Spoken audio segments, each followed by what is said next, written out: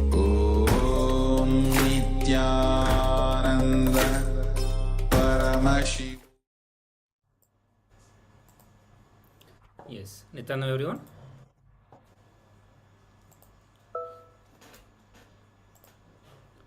So all of you please relax now and open your eyes. So please type out your answer. Let us know what all you saw through your third eye during the power manifestation.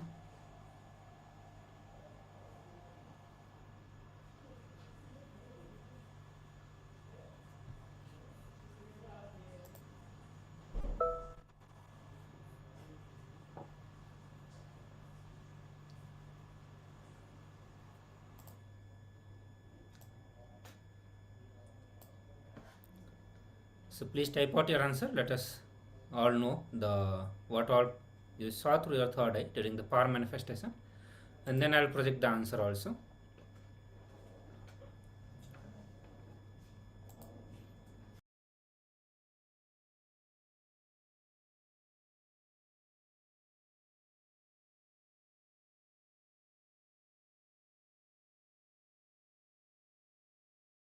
Okay. So Ma Nataraja Priya is sharing black buffalo, and on my sharing blue, yellow, tree, mountain from Kali. Okay, great.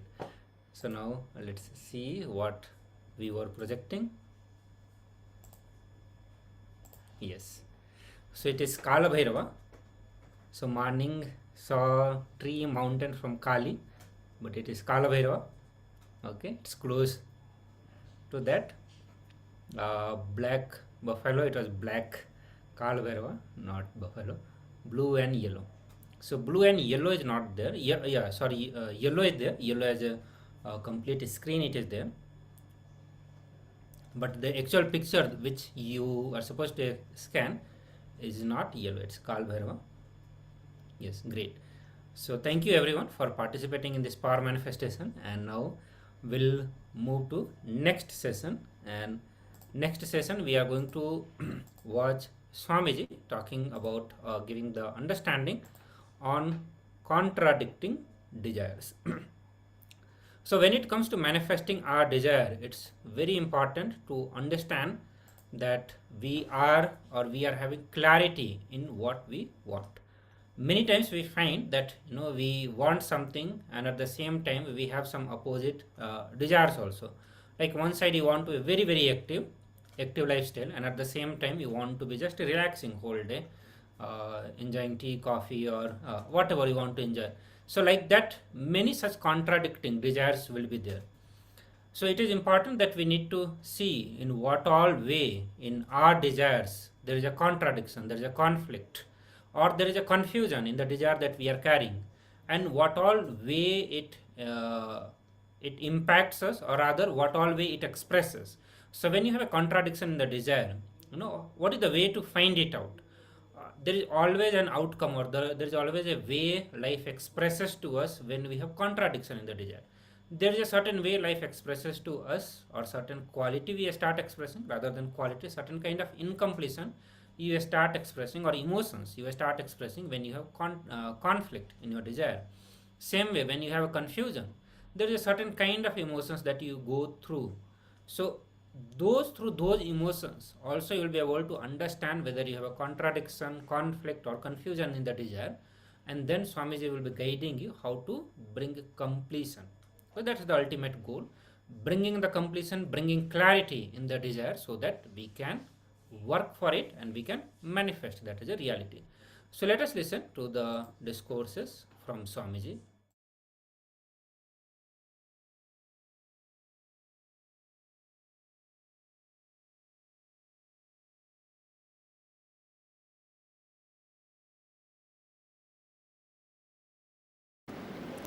The Icha Sakti, desire energy, should simply become creativity, Kriya Shakti.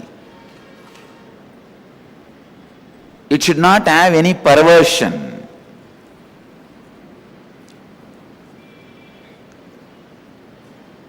It should not have any self-contradiction. Only then you will be attracting wealth in your life. Otherwise, See, when your Ichcha Shakti, if it is not simply becoming Kriya Shakti, you will only have more and more tiredness in the life. Tiredness is sin in the cosmic law. Tiredness means what? Not having inspiration to live. Not having inspiration to be. Life is an action. Life is an expansion. Constantly expanding from Ichcha Shakti to Kriya Shakti is life.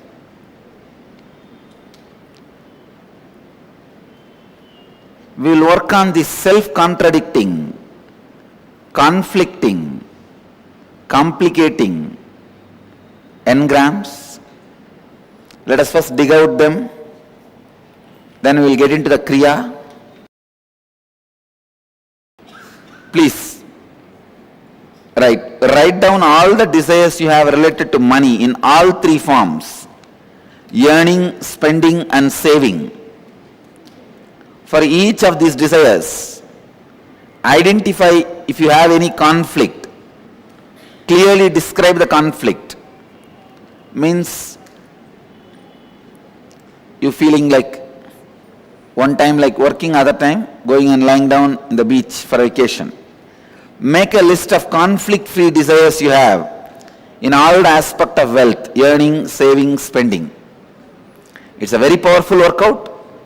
Please do it. I wanted to tell you some of the basic truths. Anything you plan with your mind is conflict. Now that is the truth. But you need to understand by you working inside. If I tell, that is not going to work. Anything you plan in a complete silent inner space is planning. Now all I am going to do is give you literally a break from your mind. By giving you the break from your mind, infusing more consciousness and awareness inside your mind, please understand, all these words will become now really meaningful to you. Means your mind as on now is almost like a fish market. I am going to bring it down to a jewelry shop. Fish market means extraordinary chaos and conflict. Are there, and the people who come there also has to be dealt decently. People who are standing to deal, they are also little decent, because much of money, too much money is involved. The receiver also has to take care of you respectfully, and person who spend, he will also be responsible.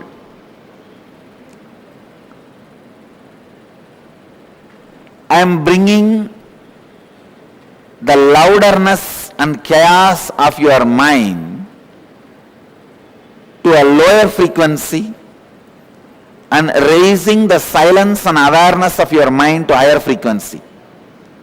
So naturally, less conflict, less contradiction, less complication, more creativity.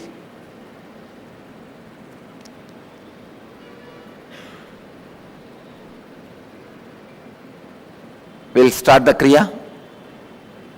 Please understand, basically this Kriya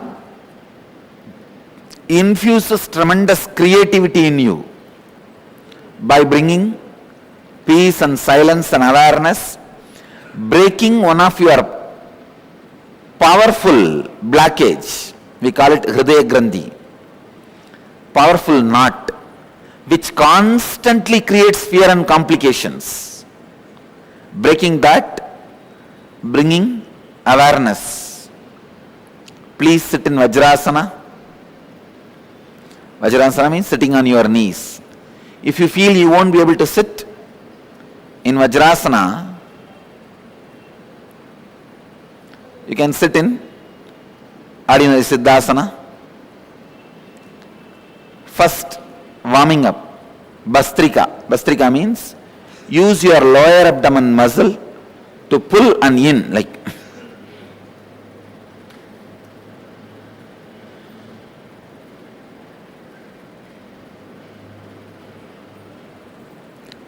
pull in and up. Please do it for 3 minutes.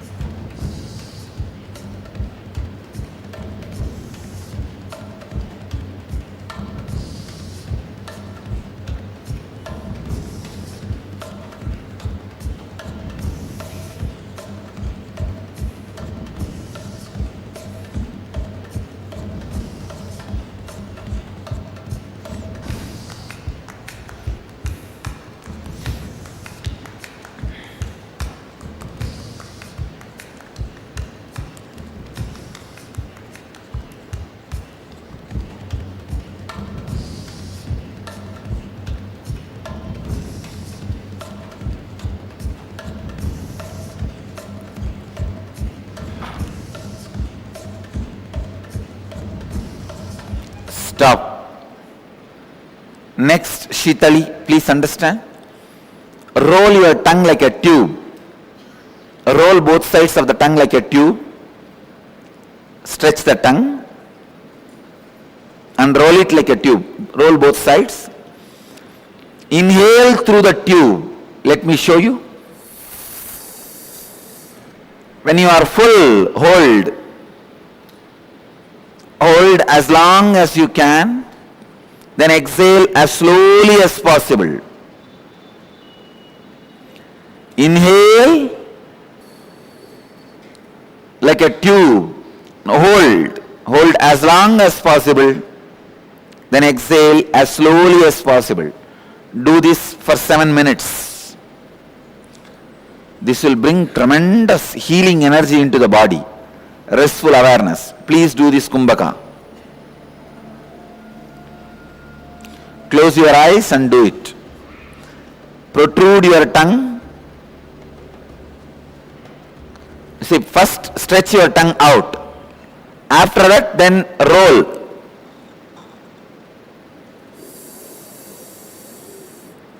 No, nobody is doing properly. Please open your eyes. First, show the tongue. Now, in the tube, inhale. Don't relax your tongue. Let the tongue be outside. Yes. Only after inhaling, pull the tongue inside to close the mouth. Hold as long as you can. Then exhale. Again, protrude your tongue before inhaling. Make it like a tube.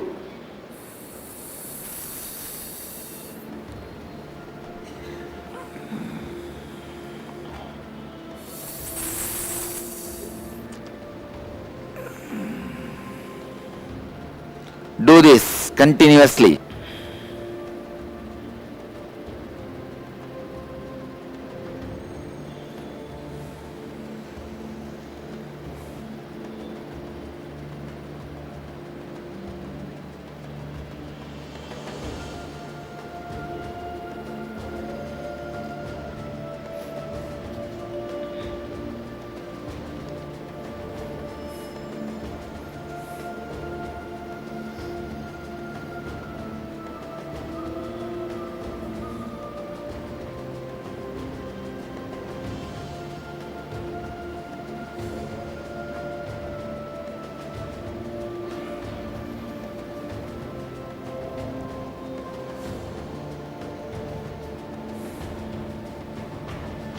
step.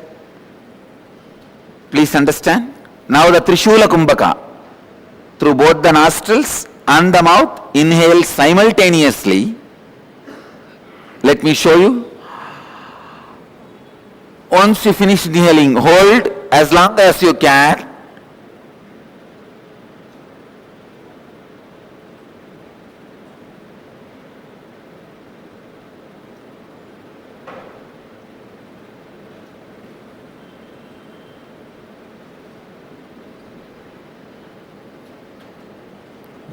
When you can't, exhale as slowly as possible. Do this for 7 minutes. Understand? Inhaling through both the nostrils and mouth simultaneously with closed eyes. Close your eyes.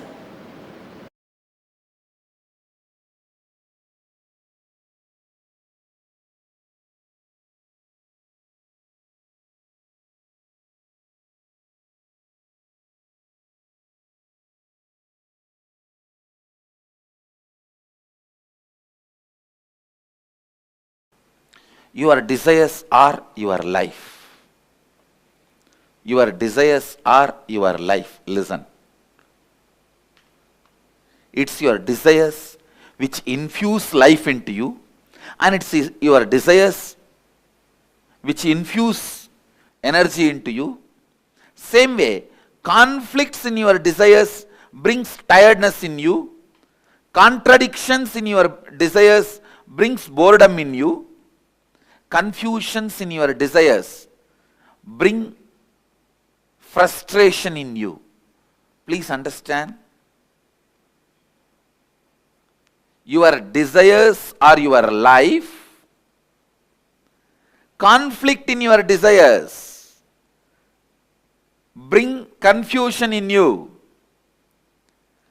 Conflict in your desires bring tiredness in you. Confusions in your desires bring frustration in you. Its contradiction in your desires bring boredom in you. Actually, if your desire is pure, every breath you inhale and exhale will make that desire into reality. When your desires have conflict, confusion and contradiction, every breath brings tiredness, boredom, frustration in you. Every breath is like a air blower into balloon. Your desires are the shape of the balloon. If the shape of the balloon is Tom and Jerry, when you blow the air, you will have Tom and Jerry. Conflict, constant conflict.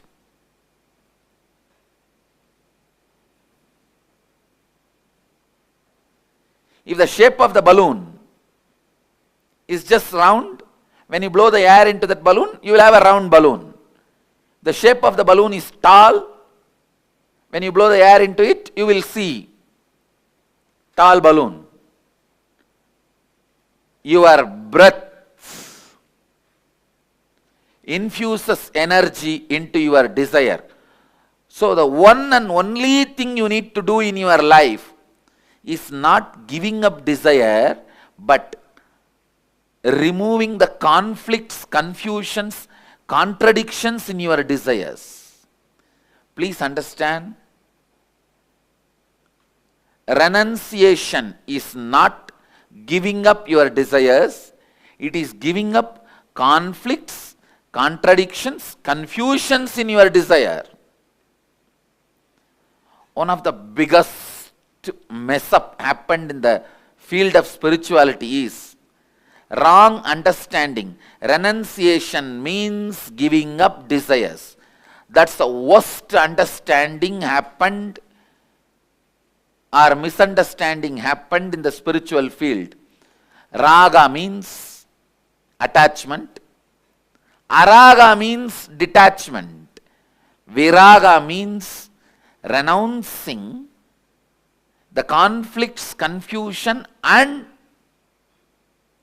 complications of desires. You need viraga, vairagya. Viraga becomes vairagya. Please understand, Renouncing desires is not what we want. Renouncing the complications, contradictions, confusions is all we want. Renouncing complications, confusions, and contradictions. That's all we need. That's all we need.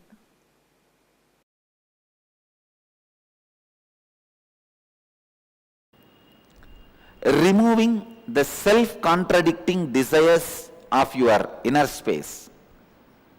Morning you feel like you want to work, make $1 billion and become a big boss of a company. Evening you feel like dropping everything and going and lying down in a beach and having vacation.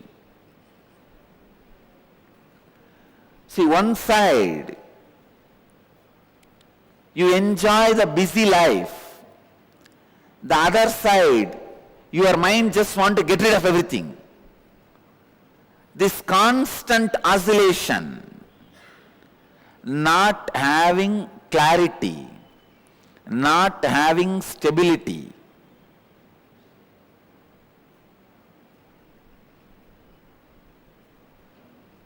continuously not having stability makes you lose faith on you. You can see many times when you make decisions, you yourself feel, oh, I'll make this decision, but after 2 days I myself may repent. Why unnecessarily wait, let's wait. First step we are going to do is removing conflicting, contradicting, complicating desires of your mind. Please understand, conflicting means morning you want to do one thing, evening you want to do something completely opposite. That is conflict. Second, contradicting. Even in one statement you contradict yourself. I have seen sometimes people come and tell me, my headache should get cured.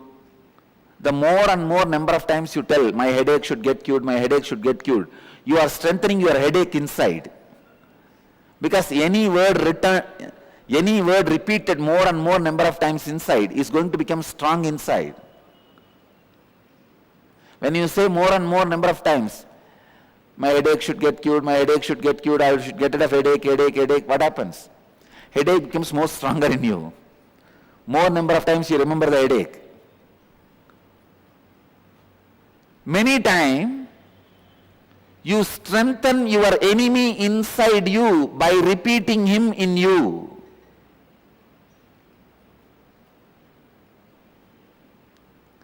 Understand, this is only contradiction. Conflict means feeling different things at different time, not having clarity. Contradiction means at the same time giving life to both energies. Like you heard the story of Wali. Wali had a boon. Whoever stands in front of him, he will have half of their power. Same way, when you say I should get rid of my headache, you already gave half power to headache. Instead, you should be repeating the word, I should become healthy. Even the words you utter inside, the visualizations you have inside, the verbalizations you have inside should be in tune, in positive tone, not be self-contradicting. If you constantly say, I should be out of poverty, you are strengthening poverty by constantly remembering it. These are the contradicting desires. Third, complication. Complication means you don't even know why you are doing it. You just complicate things. Further, I don't need to give any example. You just look from your morning. You will have at least 2 examples. You just complicate things. You know, if you talk to your spouse about this problem now, it will be solved. But you think, why should I talk to him? Let him first smile at me. What is the hurry now? I'll talk day after tomorrow. Complicating things which can be easily sorted out.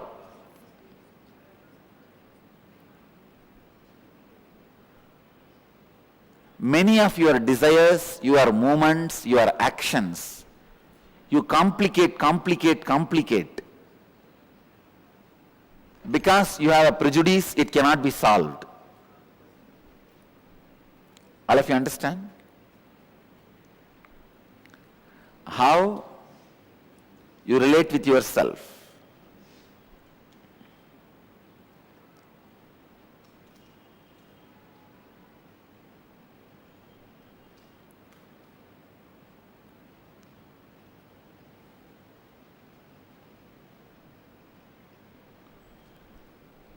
Conflicting, contradicting, complicating the desires.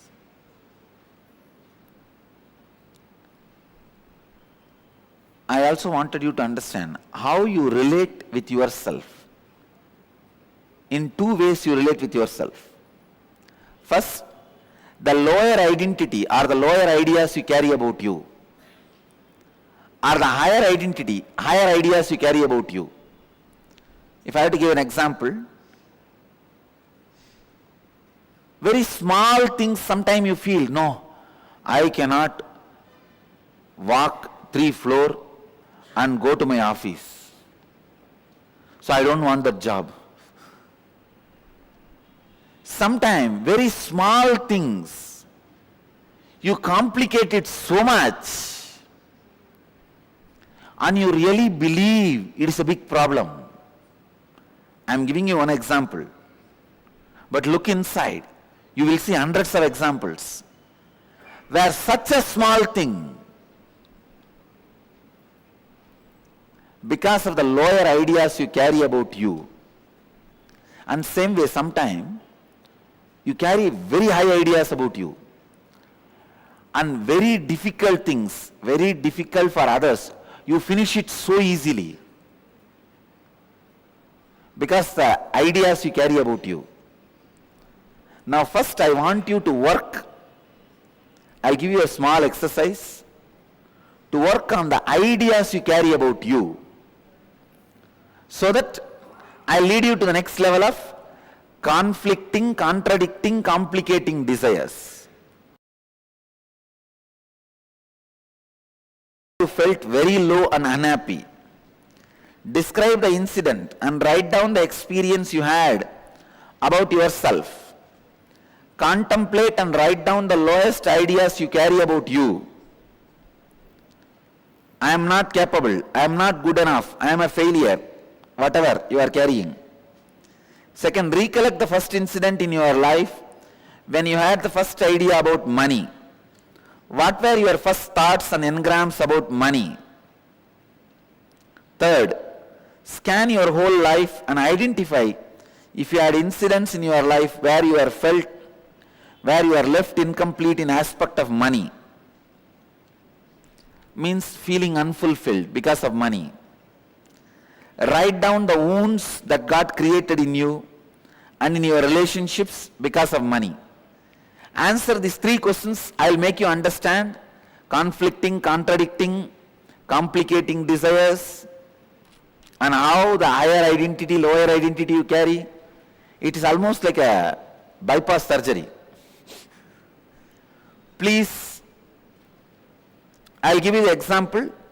When I say write down any wounds that God created in you in your relationship because of money, somebody asked you money, you did not give and the relationship is broken.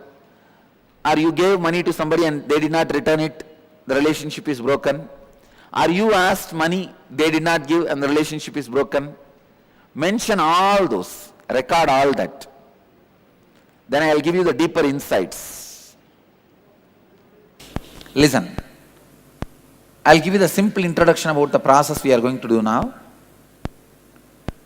Desire. Desire is nothing but conscious or unconscious words, commitments you gave it to you. Desire is nothing but conscious, unconscious commitments you gave it to you. It is nothing but the feeling the other side of the bank is green. Always we feel the other side is green. The problem is you forget and give some other words to you which are contradicting to the earlier given word. Understand? Self-contradicting, conflicting, confusing desires. That is where the problem starts. All of you are getting it? See, morning you give a word to yourself. I will work so hard, I will become CEO of this company and make $1 million salary per month. Then evening, I should dump all this and go to Hawaii and have my house, beach house, lie down and spend my life in vacation. The morning the commitment you gave and the evening commitment you gave, both are contradicting. Am I right? Same way, constantly you go on creating contradicting and conflicting, confusing commitments to yourself and forgetting all three.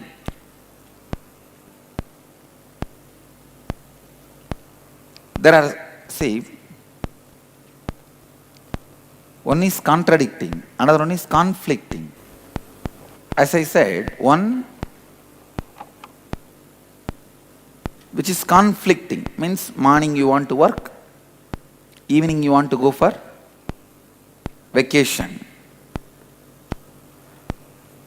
Next is contradicting. I'll give you the example for this contradicting. For example, you have the headache. Constantly you think, my headache should disappear. I should get out of this headache. I should get out of this headache. My headache should disappear. What do you think will happen? You think your headache will be healed? Because every time you remember this word, you give life to that word headache also. You remember the headache also. You visualize headache also. How many of you are cognizing? When you give strength to that word also, how is it going to disappear? That is the way you never get out of any addictions. If you are constantly saying, I should quit smoking, quit smoking, quit smoking, smoking is there, how will you quit? Even the word you repeat should be, I should become healthy. I should become healthy. I should become healthy. The words you utter to you should be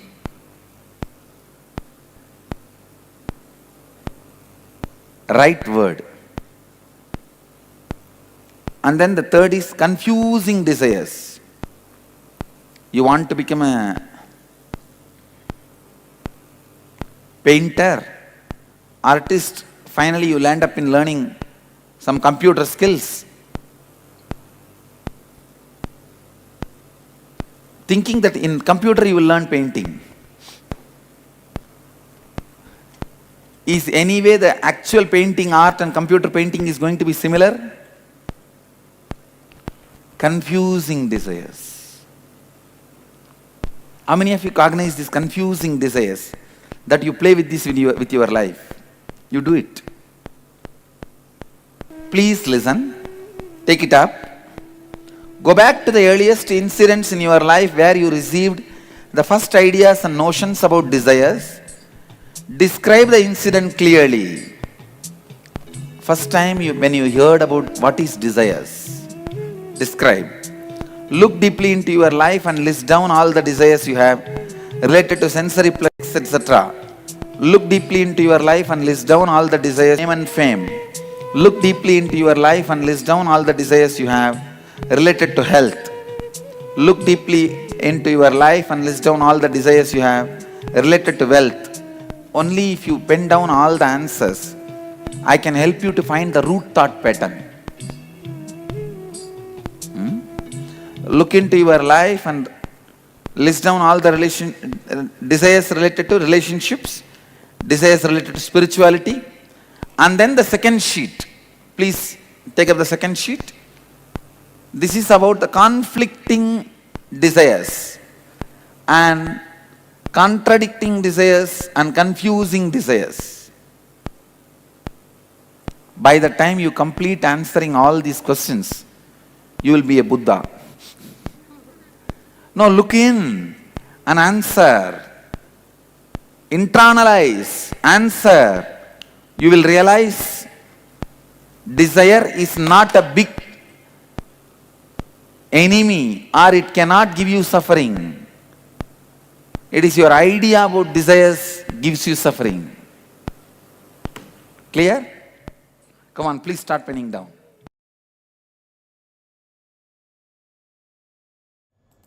Yes.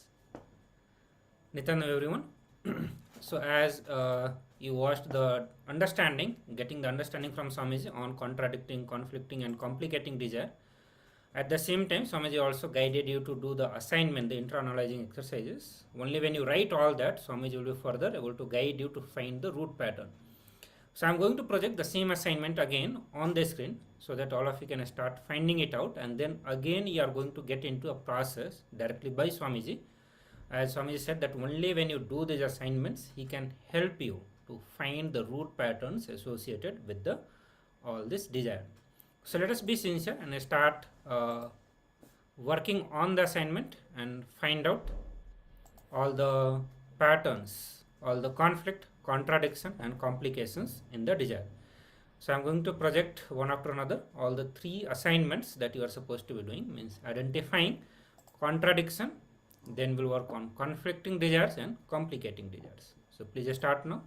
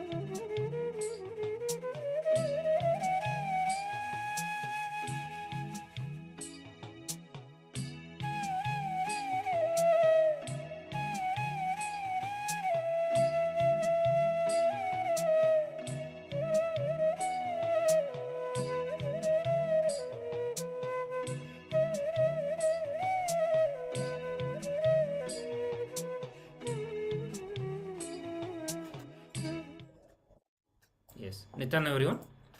So let us move to the next step of this process.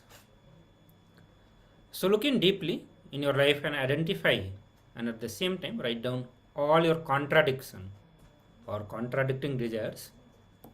Means you are going to list all the different desires that you have at the same time which contradict each other and which you cannot fulfill at the same time. Like desire to have a lot of money, work hard, and at the same time a desire to go to a beach and lie down or just relax. So one side you want to have very intense active lifestyle, and at the same time you want to have a very relaxed life also. So this is contradicting desire which is means two contradiction at a different time. So daytime you have some different desire, the moment evening happens you have completely different desire.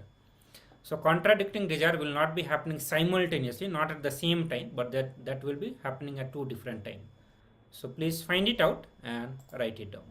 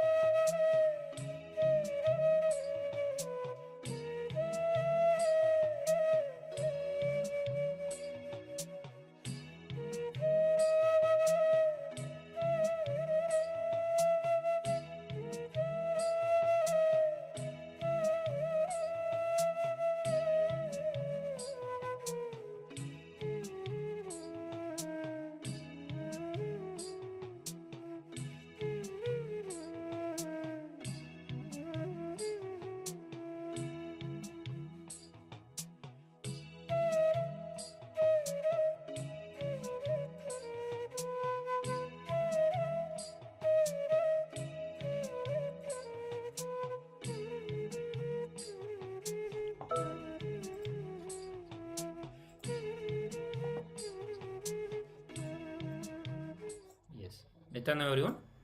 So let us move to next step and look in and deeply identifying all the complicating desires.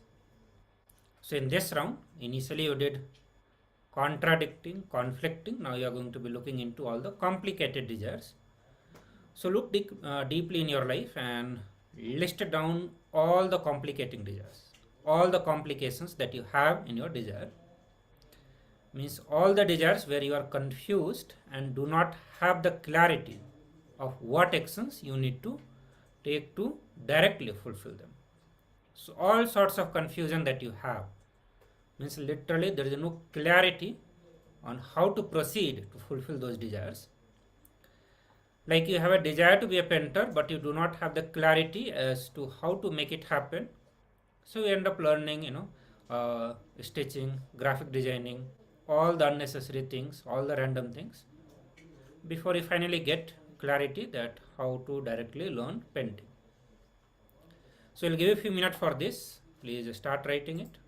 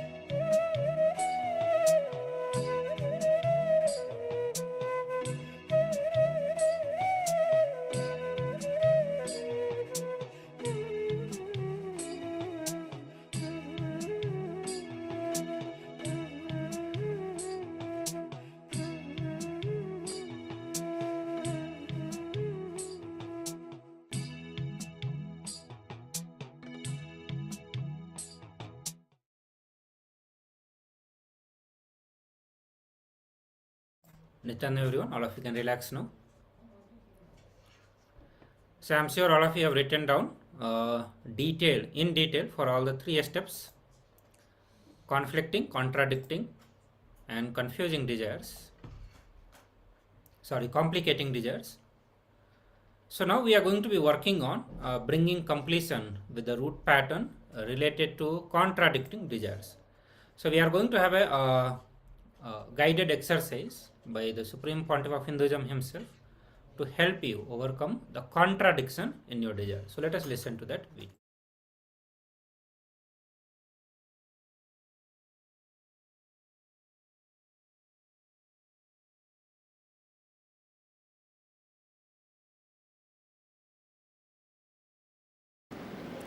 The Icha Sakti, desire energy, should simply become creativity, Kriya Shakti.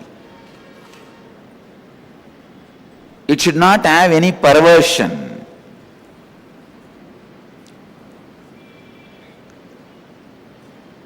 It should not have any self-contradiction. Only then you will be attracting wealth in your life. Otherwise, see, when your Icha Shakti, if it is not simply becoming Kriya Shakti, you will only have more and more tiredness in the life. Tiredness is sin in the cosmic law. Tiredness means what? Not having inspiration to live. Not having inspiration to be. Life is an action. Life is an expansion. Constantly expanding from Icha Shakti to Kriya Shakti is life.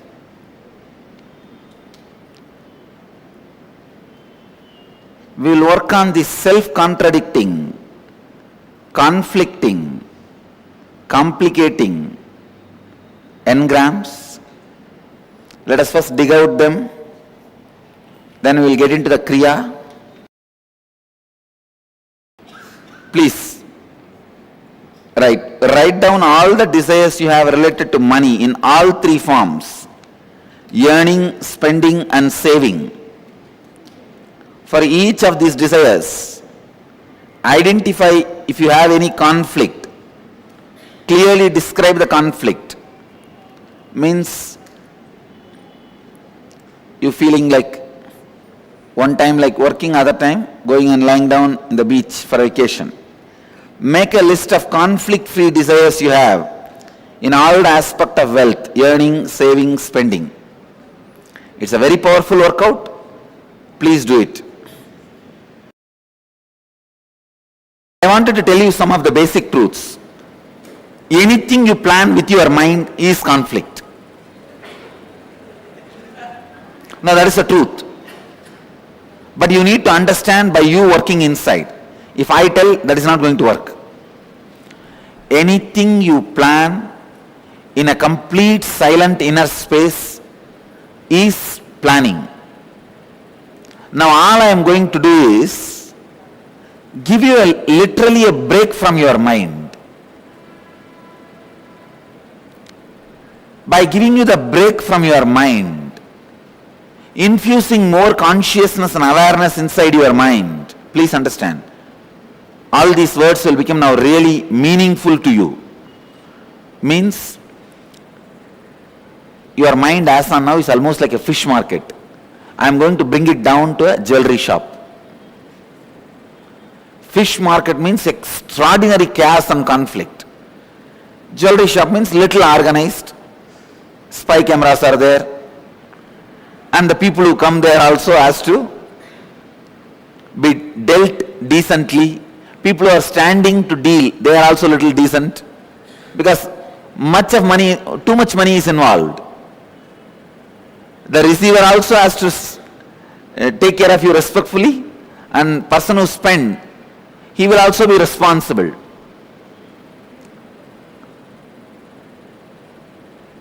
I am bringing the louderness and chaos of your mind to a lower frequency and raising the silence and awareness of your mind to higher frequency.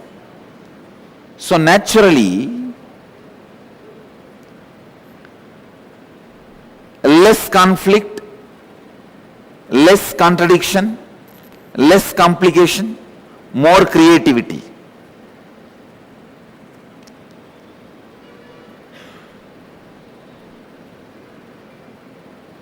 We'll start the Kriya. Please understand, basically, this Kriya infuses tremendous creativity in you by bringing peace and silence and awareness, breaking one of your powerful blockage, we call it Hridaya Grandhi, powerful knot, which constantly creates fear and complications. Breaking that, bringing awareness. Please sit in Vajrasana. Vajrasana means sitting on your knees. If you feel you won't be able to sit in Vajrasana, you can sit in ordinary Siddhasana. First, warming up. Bastrika. Bastrika means use your lower abdomen muscle to pull and in, like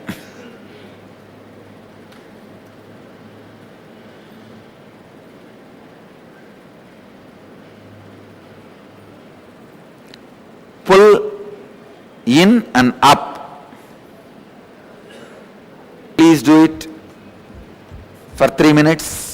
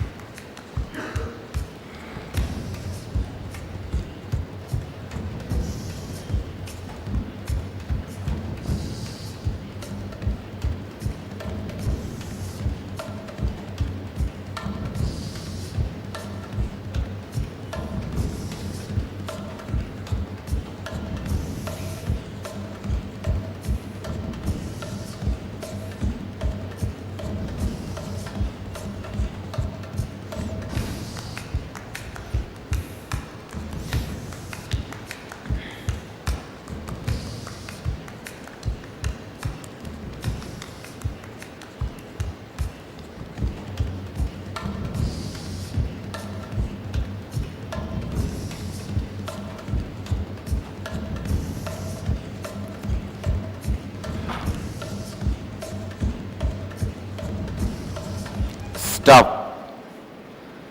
Next, Shitali, please understand. Roll your tongue like a tube. Roll both sides of the tongue like a tube. Stretch the tongue and roll it like a tube. Roll both sides. Inhale through the tube. Let me show you. When you are full, hold. Hold as long as you can, then exhale as slowly as possible. Inhale like a tube. Hold. Hold as long as possible, then exhale as slowly as possible. Do this for 7 minutes. This will bring tremendous healing energy into the body. Restful awareness. Please do this Kumbhaka. Close your eyes and do it. Protrude your tongue. See, first stretch your tongue out. After that, then roll.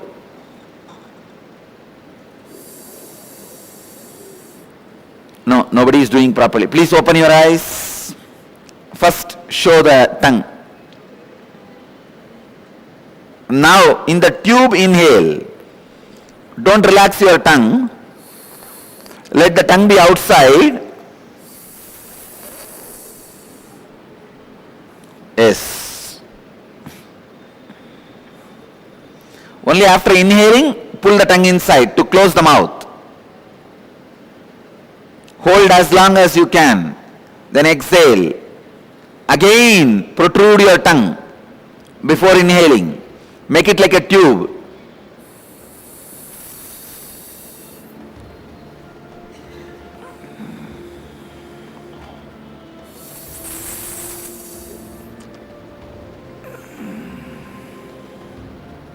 Do this continuously.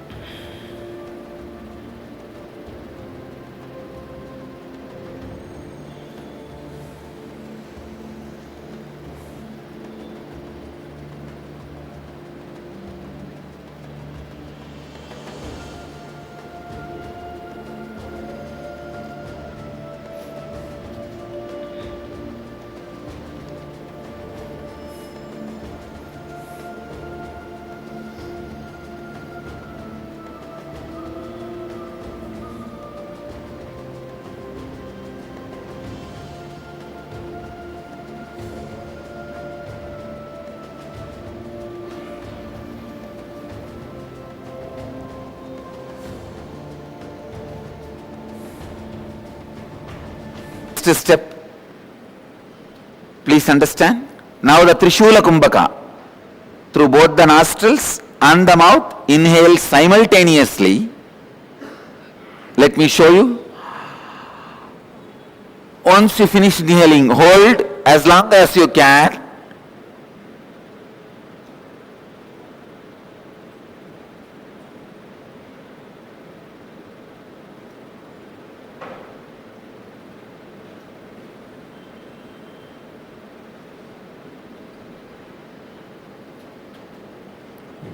When you can't, exhale as slowly as possible.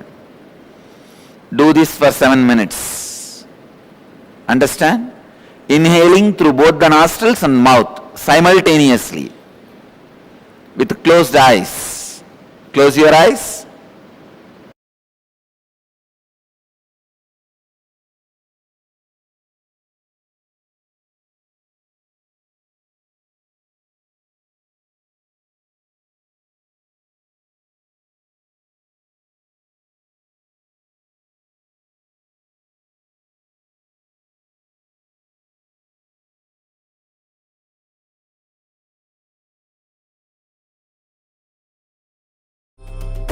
Paramashivoham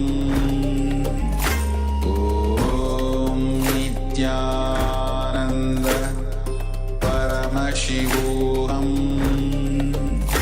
Om Nityananda Paramashivoham Om Nityananda Paramashivoham Nityananda Paramashivoham Om Nityananda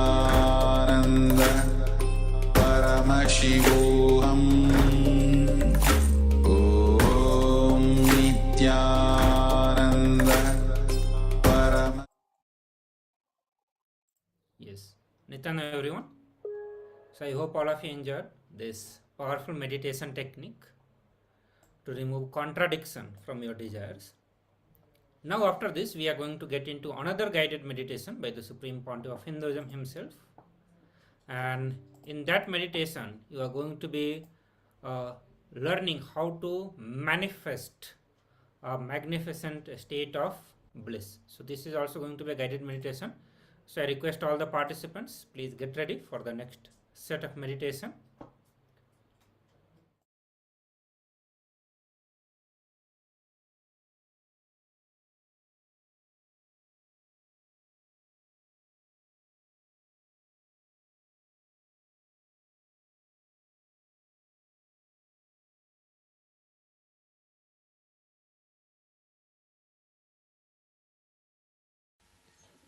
सदाशिवसमारम्भां शङ्कराचार्यमध्यमाम् अस्मदाचार्यपर्यन्तां वन्दे गुरुपरम्पराम्.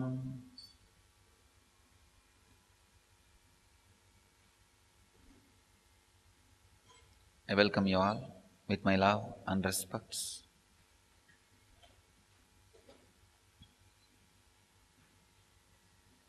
I welcome all the centers who are sitting with us now live. I welcome all the cities, satsang centers who are sitting with us in two-way, and the cities and centers who are sitting with us through webinar around the world.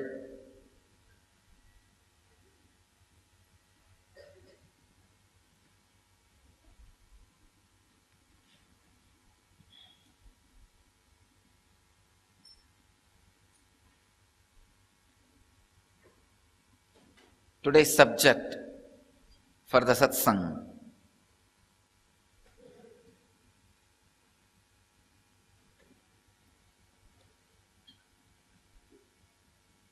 meditation, magnificent state of bliss.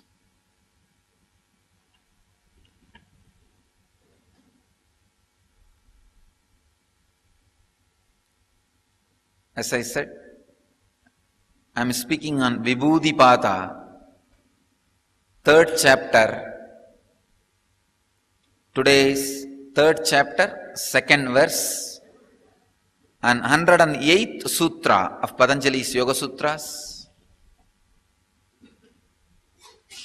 Tatra pratyayeka tanata dhyanam. Tatra pratyaya eka tanata dhyanam.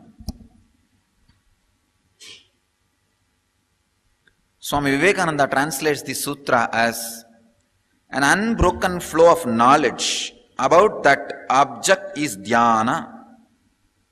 Swami Prabhavananda translates as meditation is an unbroken flow of thought towards the object of concentration. Swami Sachidananda translates as dhyana is the continuous flow of cognition toward that object. Osho translates as dhyan, contemplation, is the uninterrupted flow of the mind to the object.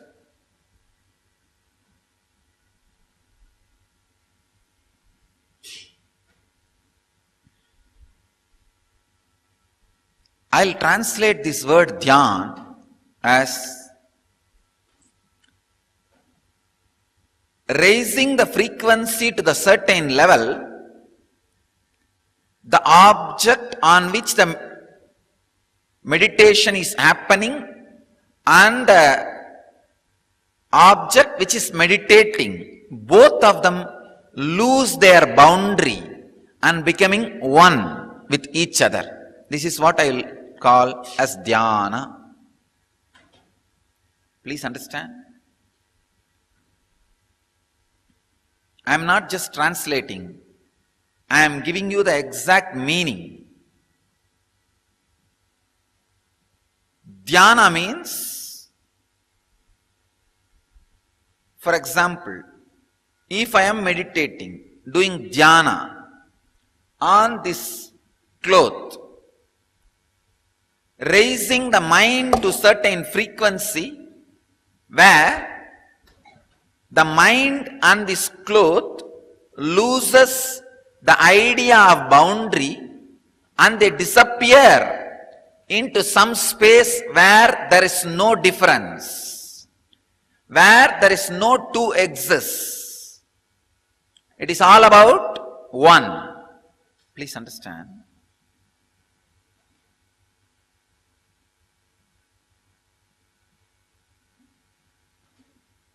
If you translate dhyana in a very ordinary way, like a flow of the mind towards the object in uninterrupted way and all that, this almost, you can come to the conclusion, if your mind uninterrupted way flows towards this kerchief, it is meditating on this kerchief, this cloth. No. Then, you can meditate on anything, but that will not lead to enlightenment. Please understand, you becoming intensely concentrated on the kerchief is not going to lead you to enlightenment. That is not going to lead you to enlightenment. Then what is the use of meditating on this kerchief? You need to know the exact meaning of the meditation. The word dhyana means raising your frequency, the mind's frequency, to certain level where you, means the mind, and the object on which the meditation is being done, both of them lose its boundary and become one. Means all oneness is enlightenment. Please understand. If you meditate on this kerchief, the mind loses the boundary and becomes kerchief. That is not dhyana. Kerchief and mind both should lose their boundaries and become one. That oneness is what I call dhyana. Please understand, it is one of the important sacred secret. Unfortunately, all orthodox translations have missed it. If you have read orthodox, many translations, you will understand what I am saying. When you use the word mind flowing uninterrupted way towards an object is dhyana, what you will make out? You will think, oh, if my mind flows uninterrupted way towards this kerchief, it is dhyana. No, it is not. Dhyana is a state where your mind and the object on which you are meditating, both of them lose their boundary. That is the space where you can experience enlightenment. Even if one thing, either the mind or the object, if any one retain their boundary, samadhi, enlightenment cannot happen. If both of them lose the boundary, whatever may be the object on which you are meditating, you are enlightened. I will give you the difference between the so-called orthodox understanding of dhyana and what I am revealing, the sacred secret as dhyana. There is a story in the traditional literatures of Hinduism.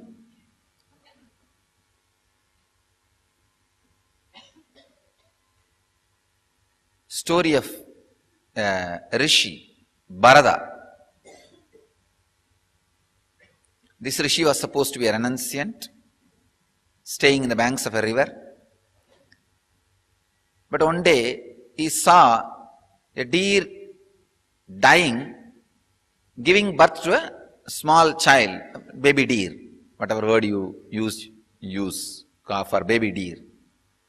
And this guy got very much attached to that baby deer. And he started taking care, because no mother, he started taking care. Slowly, the attachment grew so much. At the time of death, this Bharata was continuously thinking of the deer, worried about the deer, so attached to the deer, he died and took birth as a deer and came back to live with the deer. This is what will happen if you understand the word meditation or dhyan in so-called old way. What happened here? The uninterrupted flow of a mind of Bharata towards one object has happened. But finally, what is the result of that? He has to take the birth of deer and come back to live with the deer. No, that is not dhyana. That is not meditation.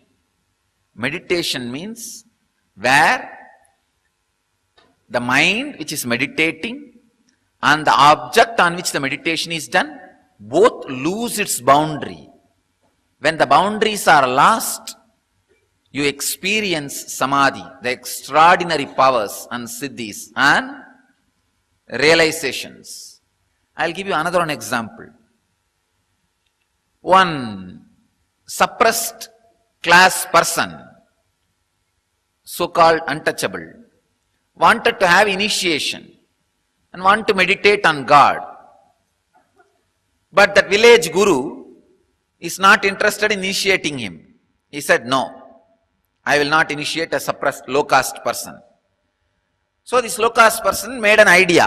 Every day that guru early morning will go to the river bank to take bath. So he was observing. One day that guru by mistake slipped for some reason. Then he immediately chanted Ram Ram. Usually in Indian villages, if you slip or fall or sneeze, they will chant God's name. So this guy thought, yes, this is a nice idea. I'll go and lie down in the steps of the river early morning. So naturally this guru, in the early morning darkness, he will not see me and he will step on me and he will chant the name Ram Ram.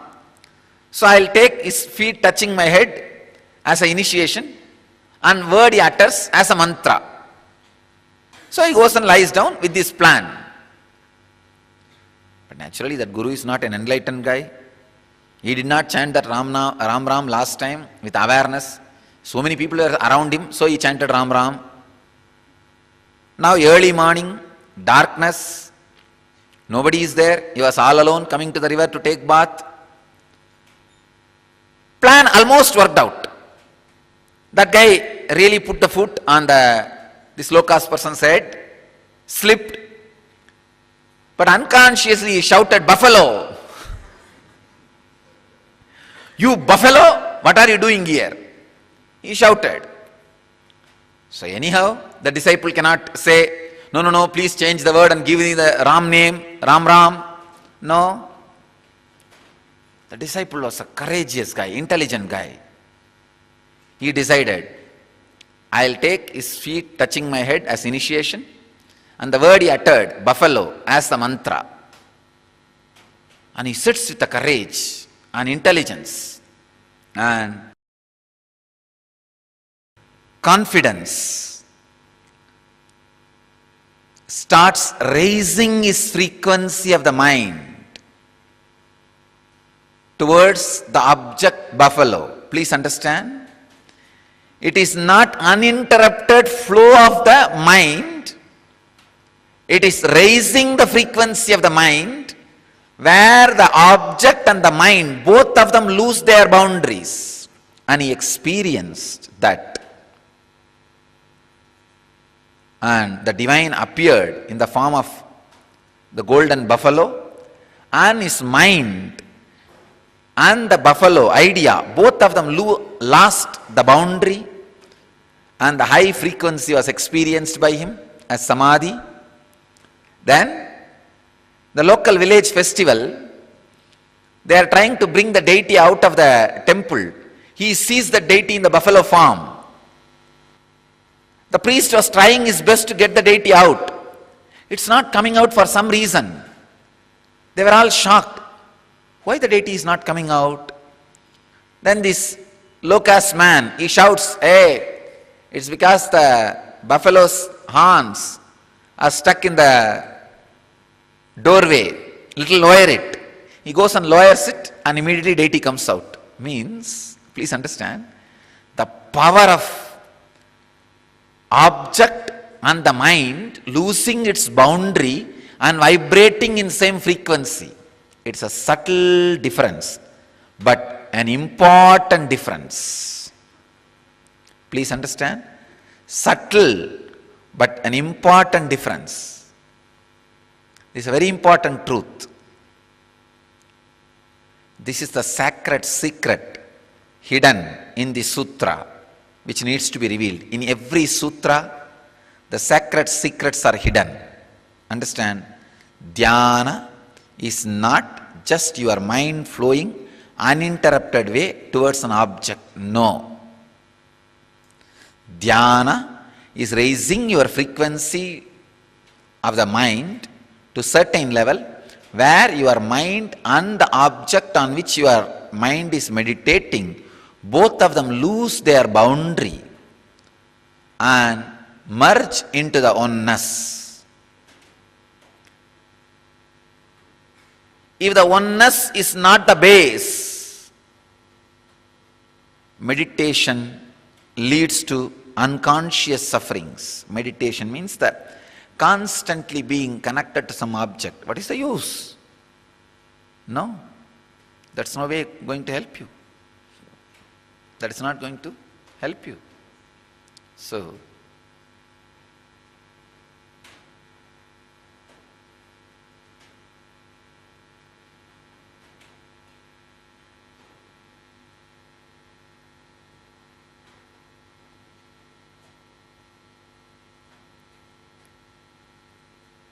the sacred secret behind the word dhyan has to be understood so that the right practice can happen. I tell you, right understanding of the country law is important to run the country.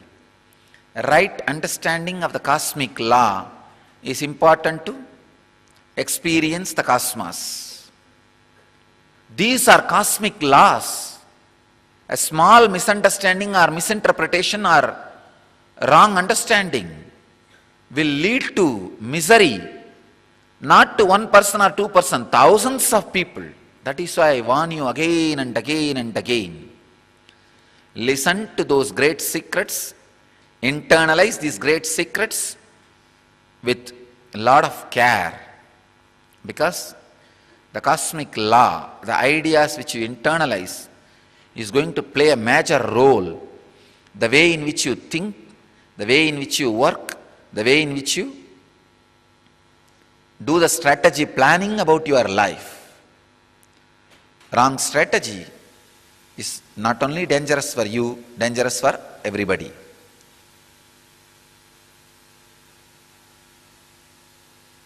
Let us enter into the technical terms of this sutra.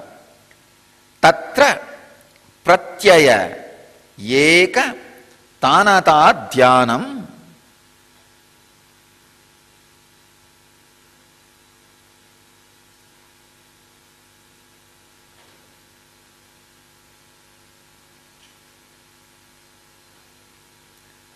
pratyaya.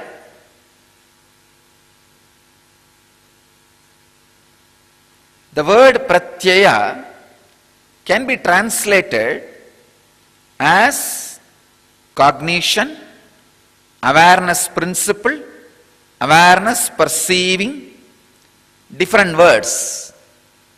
I'll translate that word pratyaya as raising the frequency to the level where the object and the mind, which is meditating, both of them lose its independent boundaries.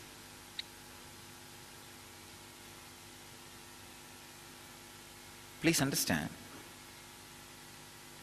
If you think dhyana is concentrating on one object, you will get into a lot of disturbances, lot of problems.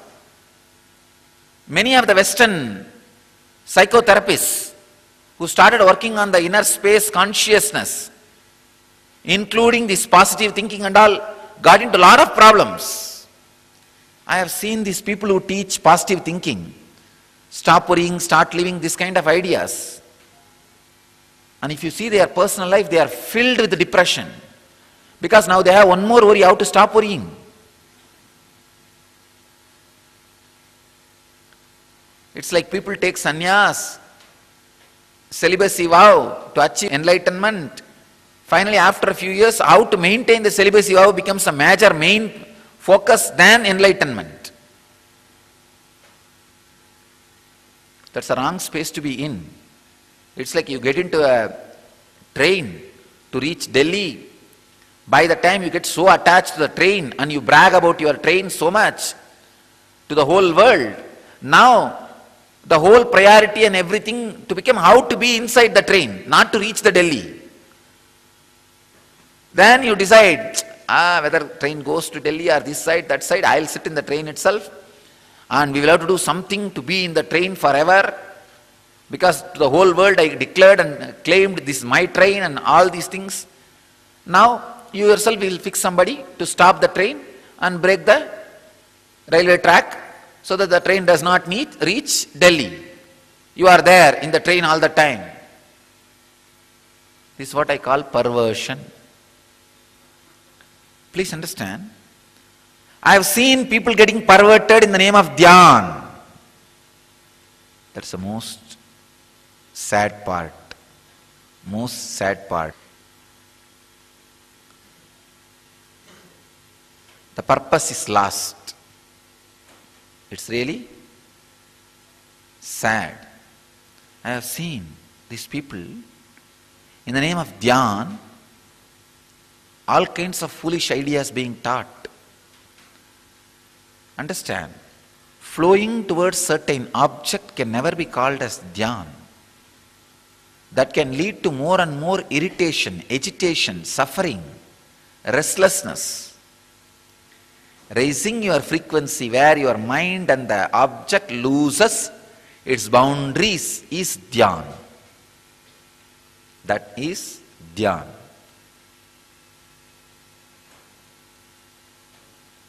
Where you have intense joy and peace, bliss. Normally, if you meditate, if you concentrate on just some object, what will happen? Your mind will become that object, maybe maximum. But your mind is not created out of that object. So even if your mind becomes that object, it will not have peace. It will not be contented. For example, if my mind, even if it concentrates on this kerchief and becomes this kerchief, it's not going to feel homely, it's not going to feel settled, it's not going to feel the moksha, because my mind is not created out of this kerchief. So when will my mind feel the moksha, samadhi, homely? Samadhi means becoming the origin. Sama, adi. Adi means the origin, source. Sama means becoming that. When will that happen to me? If I raise my mind to a certain frequency where not only my mind loses its boundary, the kerchief, the object also loses its boundary. That is where the Sama Adi happens. I'll feel homely, settled. Means the mind has returned to the origin or the source from which it came out or created. So the understanding about dhyana should be proper so that you can experience the next step, samadhi. The understanding of dhyana is wrong, then samadhi can never happen in you. Even if you are put in samadhi, means in Sanskrit we use this word for two meanings. Being buried also is called as samadhi. And achieving the enlightenment is also called samadhi. If you have not understood the word dhyan properly, even if you are buried, you are not going to achieve samadhi.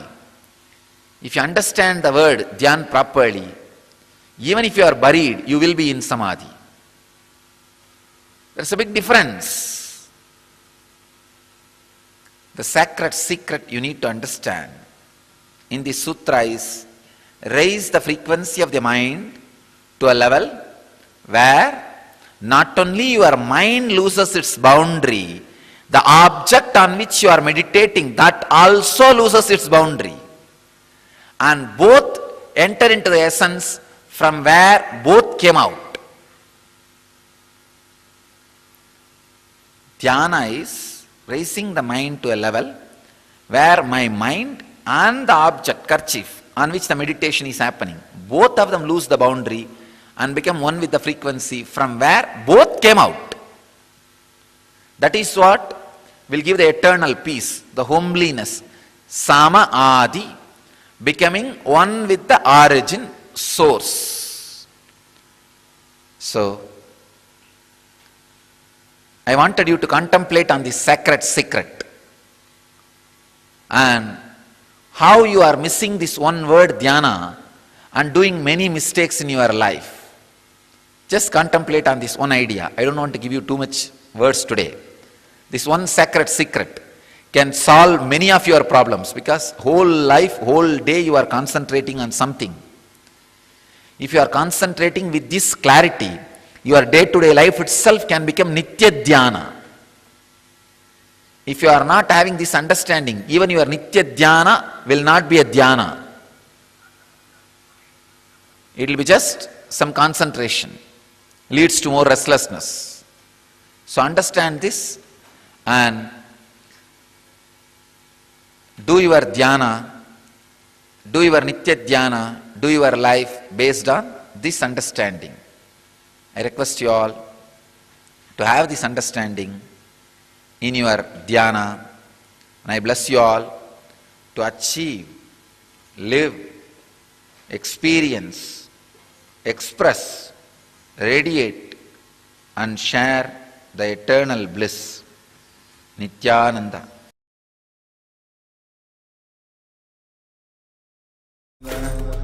Paramashivoham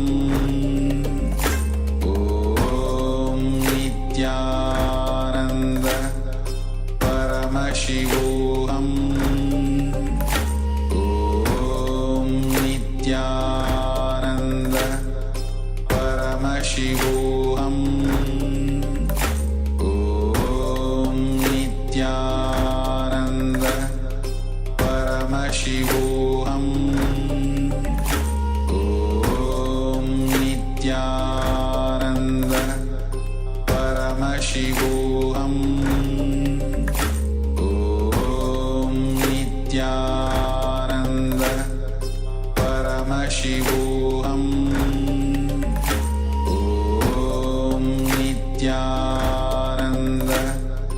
Paramashivoham Nityananda Paramashivoham Om Nityananda Paramashivoham Om Nityananda Paramashivoham Om Nityananda Paramashivoham Om Nityananda Paramashivoham Om Nityananda Paramashivoham Om Nityananda Paramashivoham Om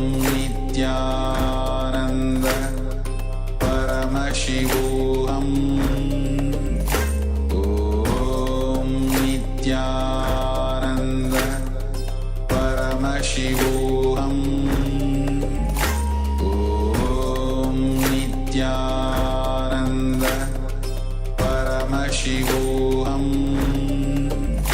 Om Nityananda Paramashivoham Om Nityananda Paramashivoham Om Nityananda Paramashivoham. Yes.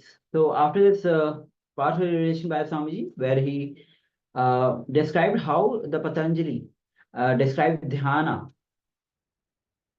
So with this, now we'll be moving on to the power manifestation, and then we'll be moving to the next segment.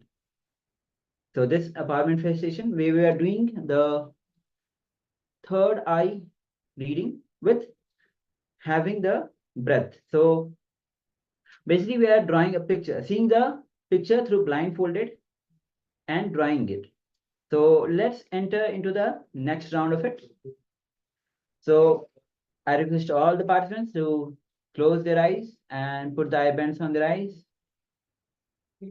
Take few minutes as you close your eyes and place the eye bands on your eyes.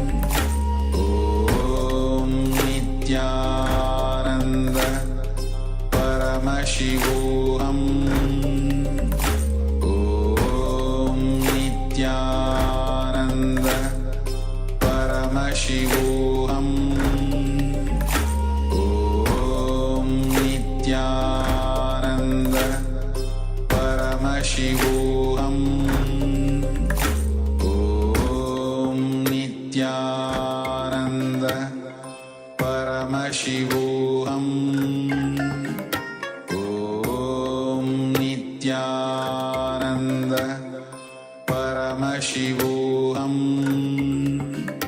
ॐ नित्यानन्द परमशिवोऽहम् ॐ नित्यानन्द परमशिवोऽहम् ॐ नित्यानन्द परमशिवोऽहम्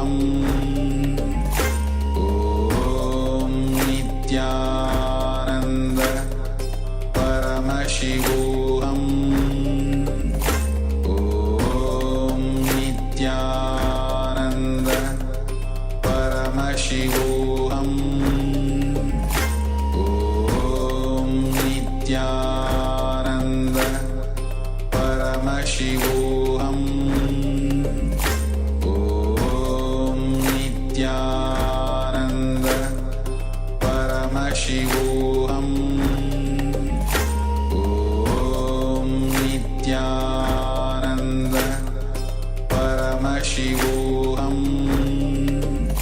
ॐ नित्यानन्द परमशिवोऽहम् ॐ नित्यानन्द परमशिवोऽहम् ॐ नित्यानन्द परमशिवोऽहम् ॐ नित्यानन्द परमशिवोऽहम्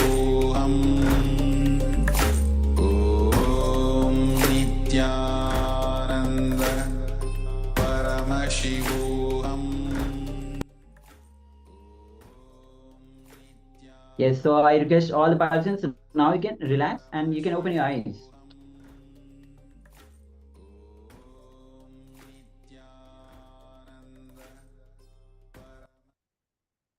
I request all the participants to open their eyes. So now the next step is pen down whatever was revealed to you through your third eye. You can sketch, you can take a sketch of the revelation. Also, you can put your revelation in the Zoom chat. And all the participants in the YouTube, you can put your revelations on the YouTube chat. So go ahead, let's take few minutes. Whatever was revealed to you, explain, draw the picture as in detail whatever you saw, including the color, shapes.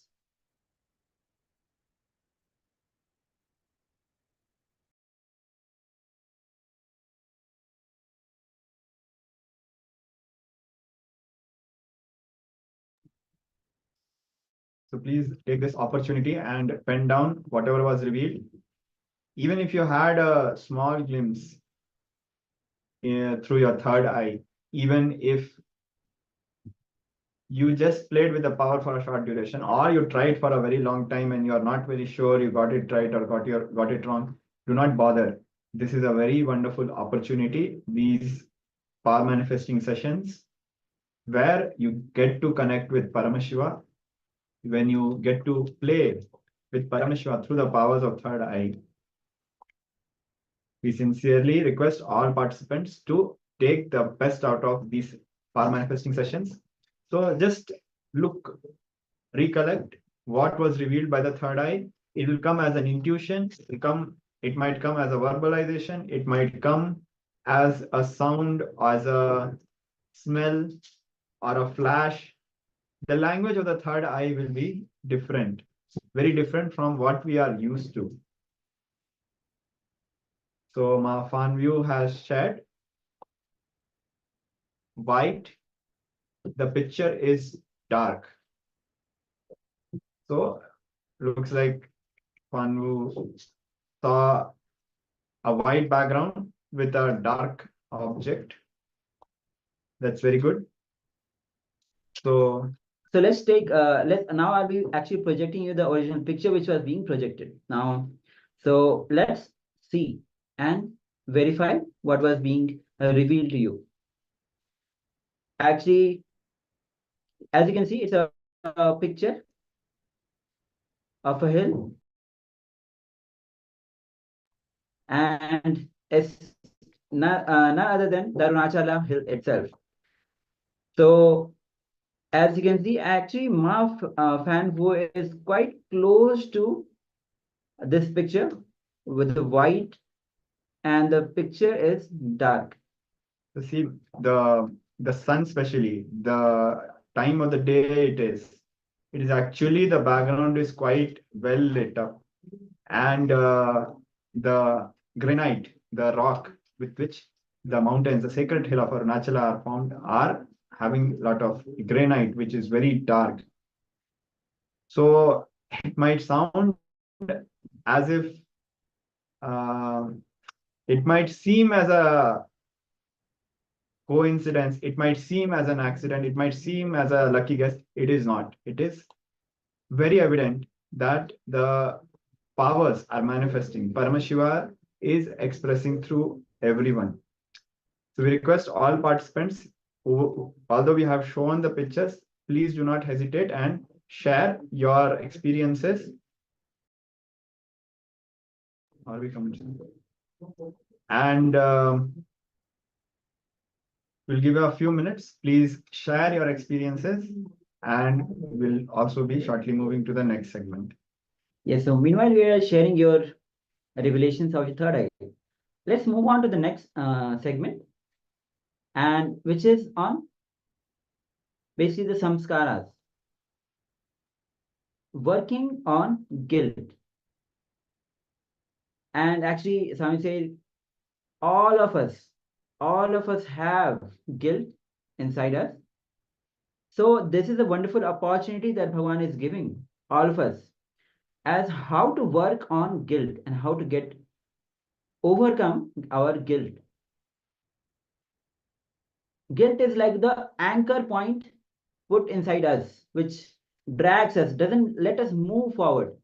And you must be seeing in your life, you manifest so many things in your life, but there's something which is stopping you in so many ways.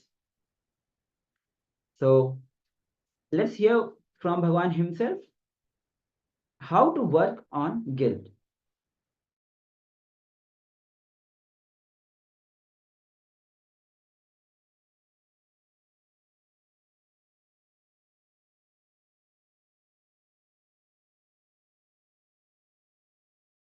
Was caught by a salesman. Salesman caught Mukund. He wants to somehow sell an elephant.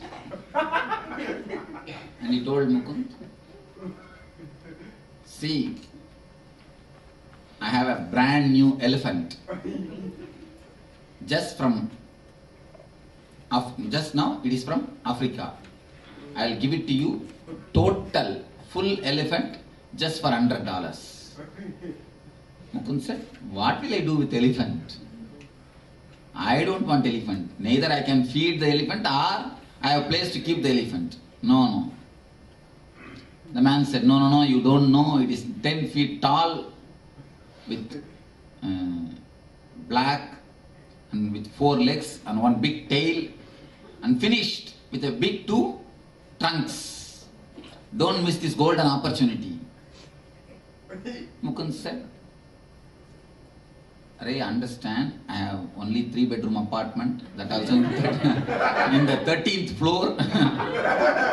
I cannot keep the elephant anywhere.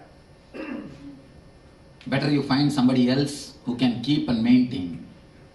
The sales guy said, no, you don't know the grandeur, you don't know the grandness. Just if you want to see, come with me in 10 minutes, I will show you how grand it is. You do not know the majesty in which it walks, the way in which it shouts. You do not know the grandeur. Don't miss this golden opportunity. You must have one. Only then you will really feel like a king. Do you have the desire to live like a king or not? So you will really feel like a king. Have one. Mukund almost became mad and screamed at him. Fool, I tell you, I have only 3-bedroom apartments, and that also in 13th floor. Where will I keep? Leave me and go to somebody else. Salesman said, you see, if you really want really a good deal, take this one elephant. I'll give you one more elephant just for $50. Just for $50 I'll give you one more elephant. It's a really good deal. 2 elephants just for $150. Full 2 elephants just for $150. You can never have anywhere. Then slowly Mukund gave a thought to himself and said, now I think it's a good deal. Now I feel it's a good deal.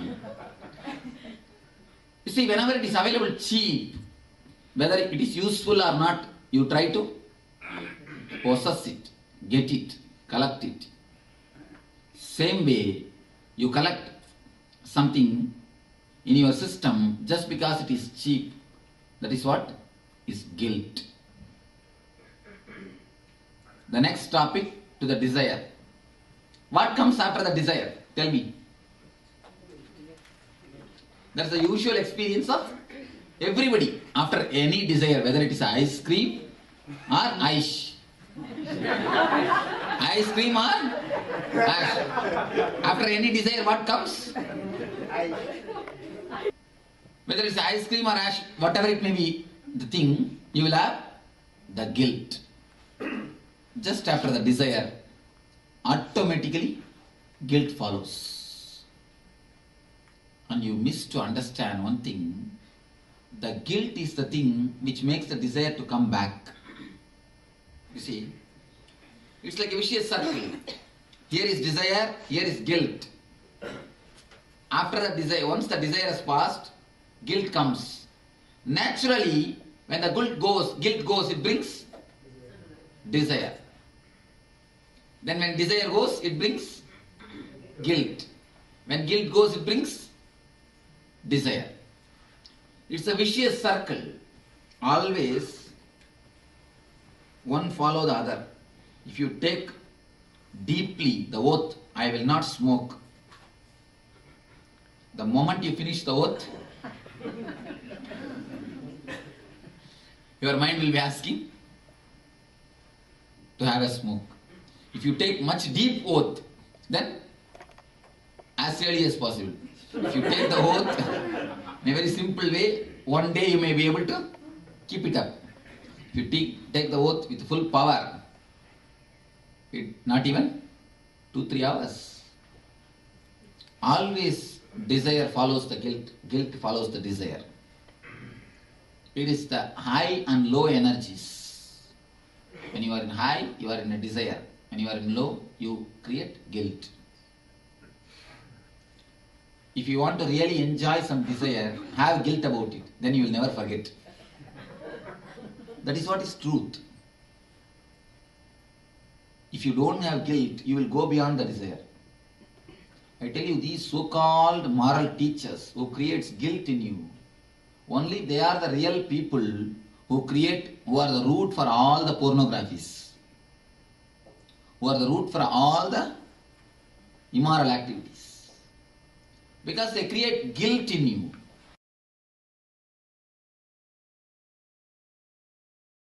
Making metaphysical things into physical things, what I said, creating morality out of understandings. As long as they are understandings, they are nectar for your life. They create a tremendous intelligence in your life. The moment they are reduced to superstitious belief, the moment they are reduced as a morality, they create deep guilt in you, and the guilt is the sure killer of intelligence. According to me, guilt is the worst killer of intelligence. Guilt will never let you move in your life. One small incident. One of our devotee, she had a tumor in the end of the spinal cord, the root chakra, Muladhara chakra. For 20 years she suffered. She came to me complaining, Swamiji, please help me, heal me. I am suffering with this tumor for so many years. And she says, even after surgery, it again comes back. She even underwent surgery, but it came back. I started talking to her slowly to trace the origin of the problem. Finally, she opened up and started weeping. She said, I asked her, do you have any guilt related to your sex energy? She slowly opened up and started weeping. She said she was abused when she was very young. When she was a kid, she was sexually abused. One of her own close relative exploited her for so many years. And that guilt stayed with her. And she says, I started hating the very portion of my body. That part of my body itself I started hating. I started feeling that part of the body should not exist in my body. I started feeling that's different from my body. That is not my being. My hatred towards that person has turned towards my own body. When you start hating some action, you start hating that part of the body also. My hatred has become so deep. Swamiji, that is the root. I was speaking to her, slowly she opened up and she wept, and when she confessed, when she brought the guilt out, I was talking to her, she came out of the guilt and she was psychologically healed. And I was explaining how this is a usual thing which is happening. Now they say 1 in 4 are getting sexually abused, especially in America.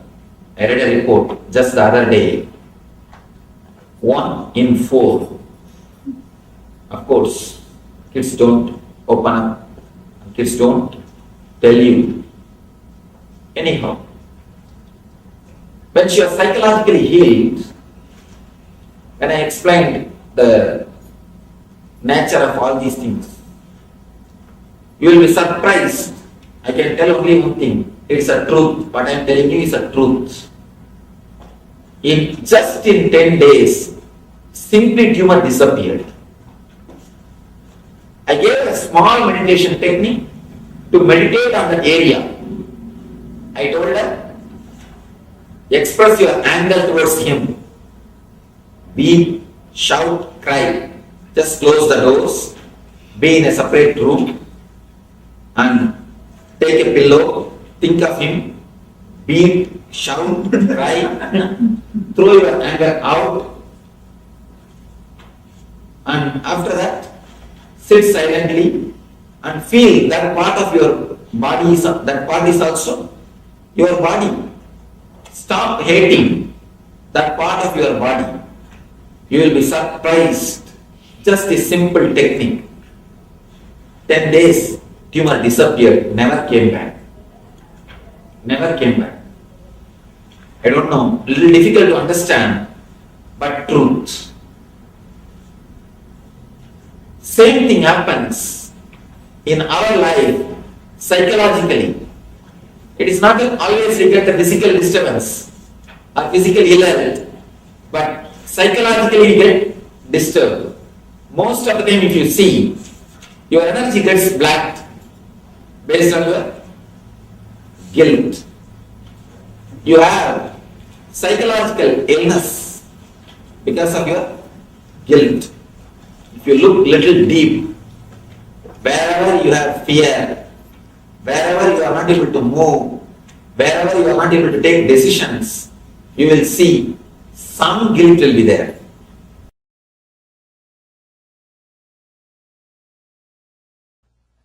Always you are given only guilt. Only if you live with the guilt, you can be easily exploited. The society which is created based on power and politics, the social systems which is created by Kshatriyas and Vaishyas, means business people and politicians, naturally will have techniques only to keep people in guilt. But the social system created by rishis, enlightened masters, Vedic seers, that system naturally helps people to liberate people towards more and more expression of freedom, more and more towards the freedom. Understand the big difference. The society created by Vedic system are the rishis, enlightened masters, and the social structure created by politician and businessmen. There is a big difference between these two systems. Be very clear. If your body is an income source for somebody, naturally you will invent more and more diseases and medicines. Am I right? Because it is an income source. Understand? If your body is an income source for somebody, naturally he will be happy when you fall sick. What he will be praying?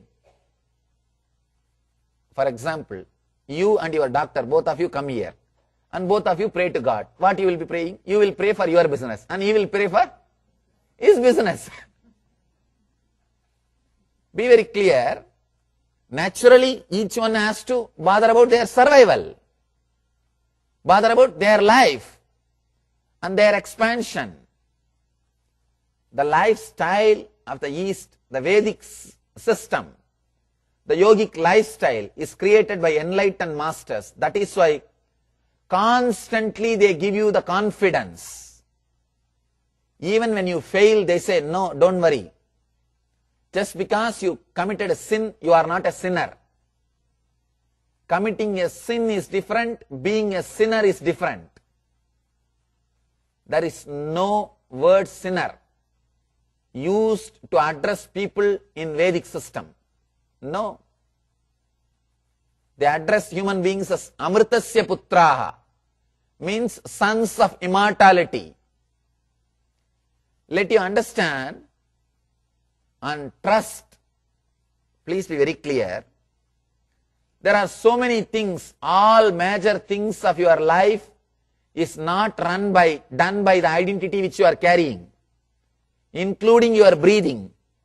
Are you breathing by planning? In that case, when you are sleeping, when your identity is not there, the deep sleep, who is breathing?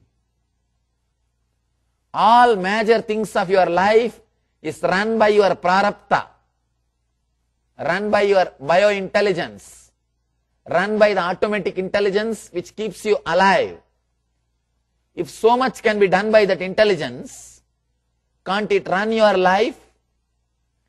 Digesting your food, converting bread into blood is such a big work. If that can be done by your intelligence, can't it just find way for your bread? It can. But you are taught not to trust your intelligence. You are constantly trained not to trust yourself.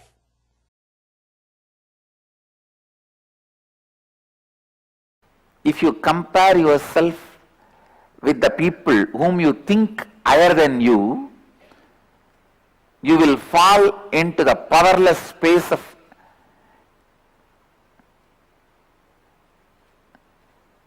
guilt, giving upon you the idea you are not worthy enough, you will fall into all these powerless spaces. If you compare yourself with people whom you think who are lower than you, again you will fall into the superiority complex, arrogance, which is also a powerlessness. Please understand, at least in guilt you will be powerless and you will know you are powerless. In arrogance and superiority complex, which usually comes to you if you have gone to business school. Now I have seen in my experience, all the fellows, the business schools somehow destroy people. Even among my sannyasis I have seen fellows who have gone to business schools, so arrogant, abusive, about everyone, about everything. In arrogance, the biggest problem is you will be in powerless space, but you will not even know you are powerless. You will be thinking you are powerful. Fellows who are in guilt, the moment they hit the psychological problem, they will realize they are in the space of powerlessness. The fellows who are arrogant, only when they hit the physical problem, only when their health breaks down, they will understand they are in powerless space.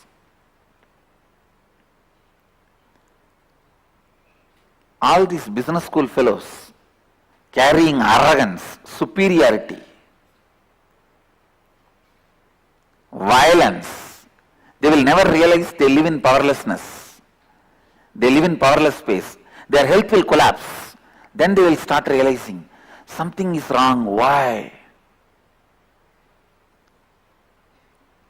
I tell you, whether you compare yourself with the people who are higher than you think higher than you, or you think lower than you are in the space of powerlessness and you are destroying yourself. And you are going to destroy yourself.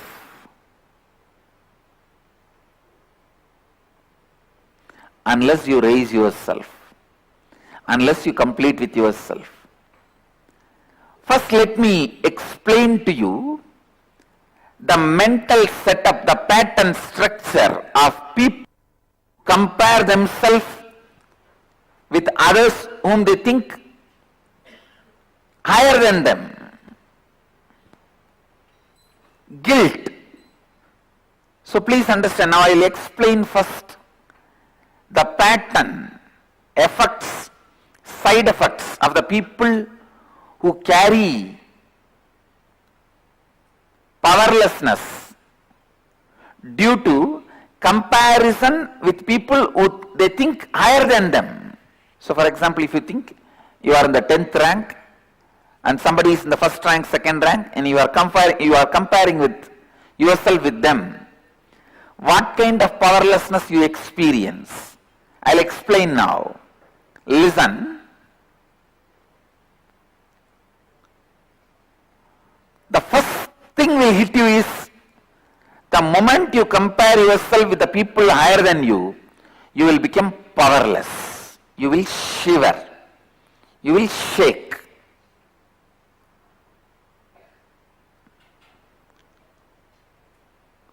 You will shiver. You will lose confidence over your powerful space. You will think the powerfulness happened in you only as an accident, but your nature is powerlessness. You will come to the wrong conclusions about you, which is the biggest curse. It is life imprisonment. Please understand. Life imprisonment means having the wrong idea about you and your life is life imprisonment. It is not just putting you in jail, putting you in prison. I tell you, having the wrong idea, you carrying a wrong idea about you, wrong cognition about you, you thinking that powerfulness happened in your life once in a while only as an accident, otherwise powerlessness is your nature, is the worst life imprisonment. Whole day, whole night, you will be in that prison.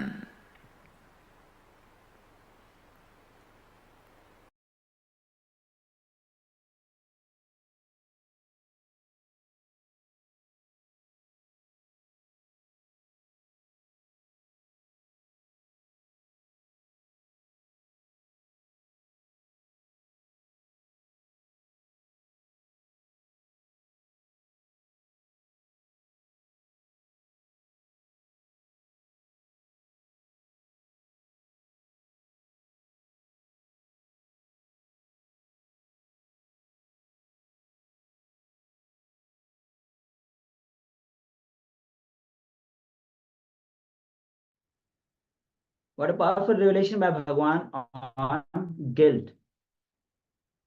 How the society makes you powerless and puts you in guilt. The social structure itself is built to put you in guilt. And how it is the guru who lifts you out of guilt. And just a few minutes back, Swamiji was saying that to be the one who is above and the one who is below you, if you start comparing in both ways, you are becoming powerless. Powerlessness is the worst curse that you can have. So how to, there's next we'll be moving on to the meditation technique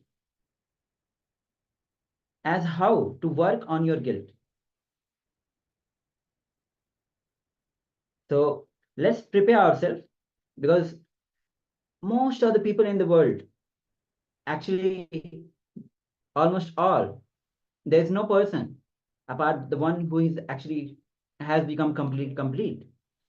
They have the guilt inside them. So this meditation technique is designed by Bhagwan himself, especially to work on the guilt.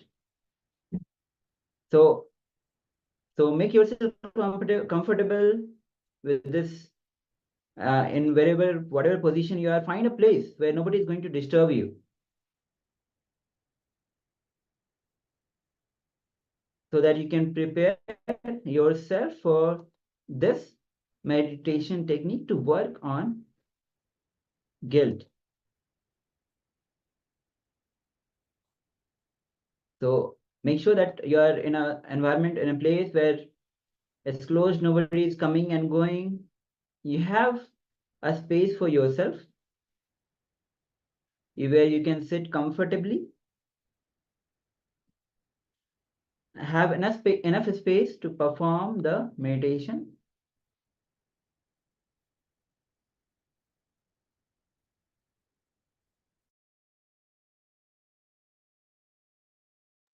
Yes, so all the participants in the Zoom, I hope all of you have the space, the place where you can enter into this meditation technique. So let's hear this technique. Let's go through this technique, meditation technique by Bhagwan.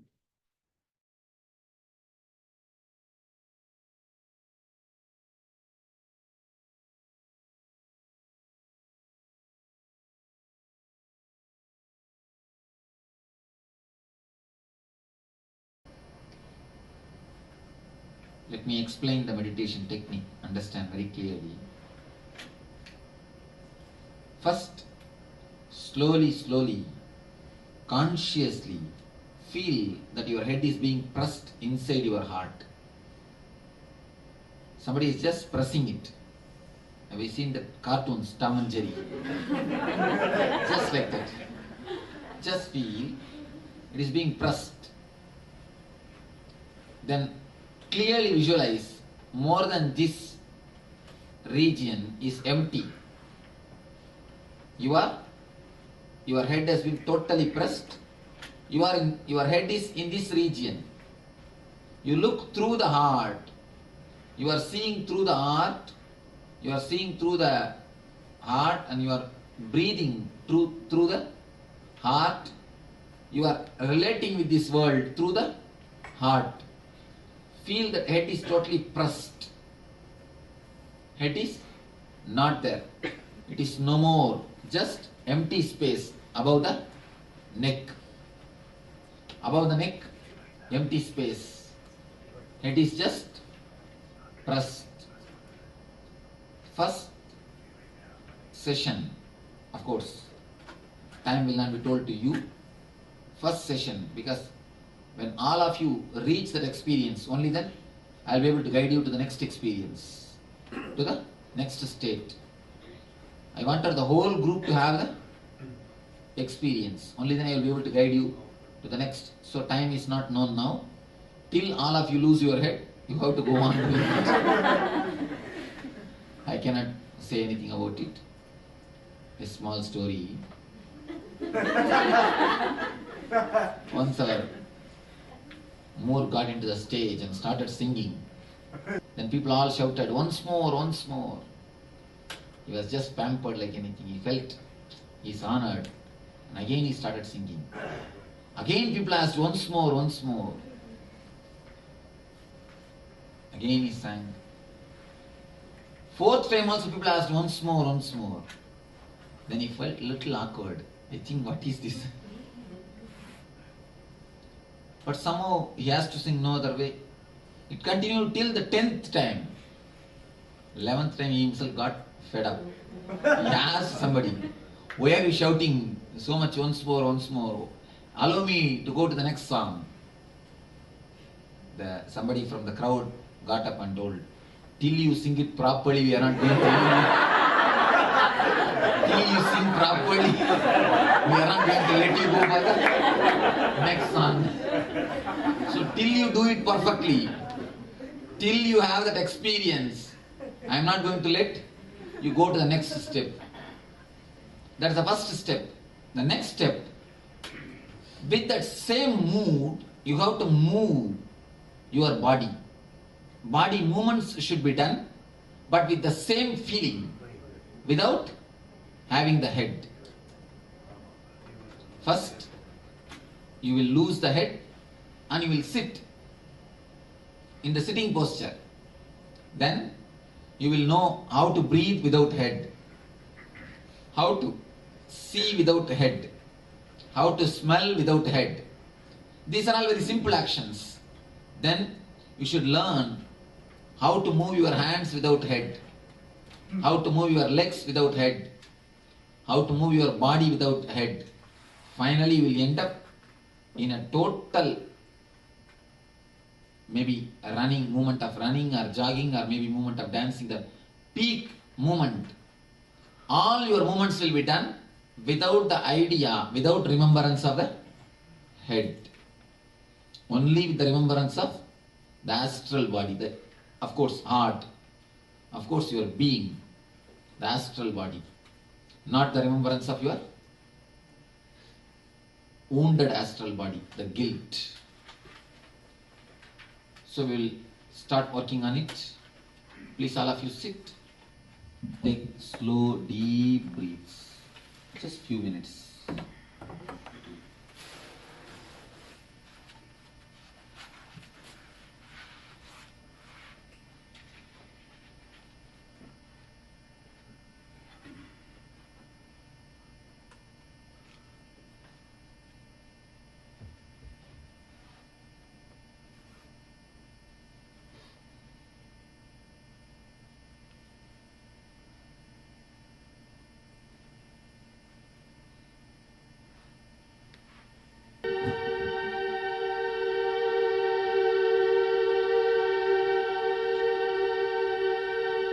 Slowly, very slowly, feel very clearly your head is sinking into your heart. Your head is just getting pressed, pressed, pressed, going into your heart. into the chest region.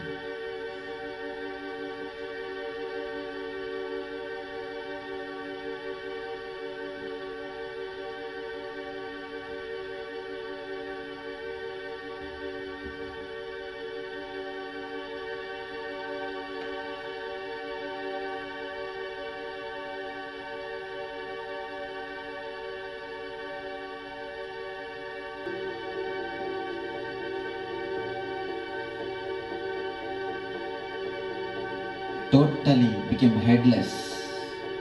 You have no head. Just became headless. Feel that you are breathing from heart. Feel you are seeing through heart.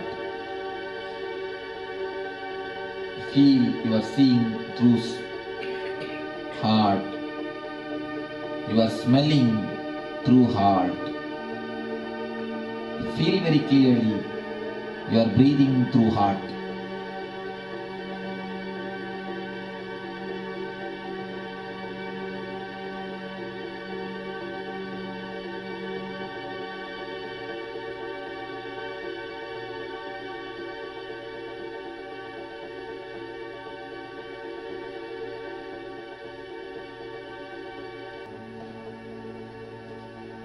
Breathe through the heart. Smell through the heart. Listen through the heart. Listen to this music through the heart, not through the head. Listen through the heart. See through the heart. Feel through the heart.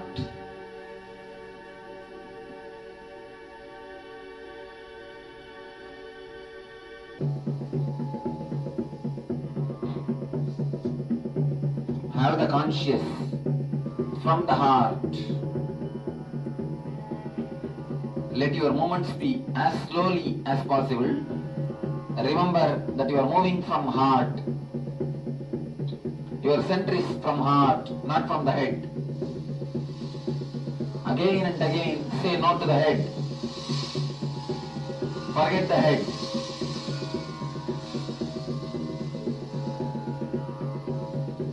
Move from the heart. Move as slowly as possible, but from the heart.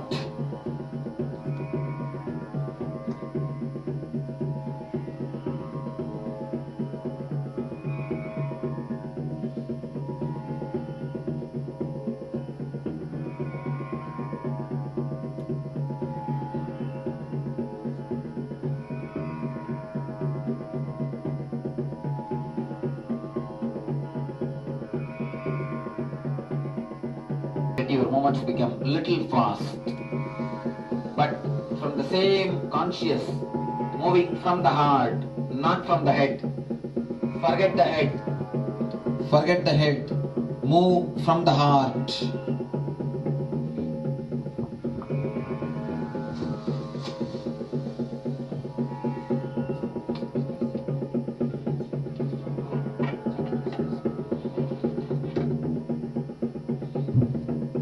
Add little speed to your movements, but move only from the heart.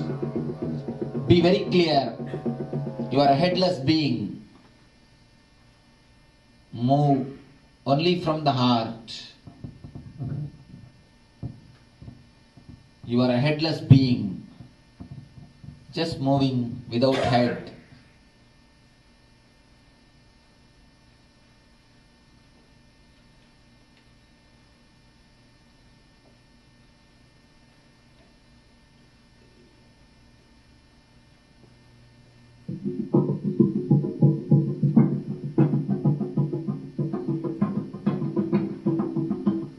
Move from the heart.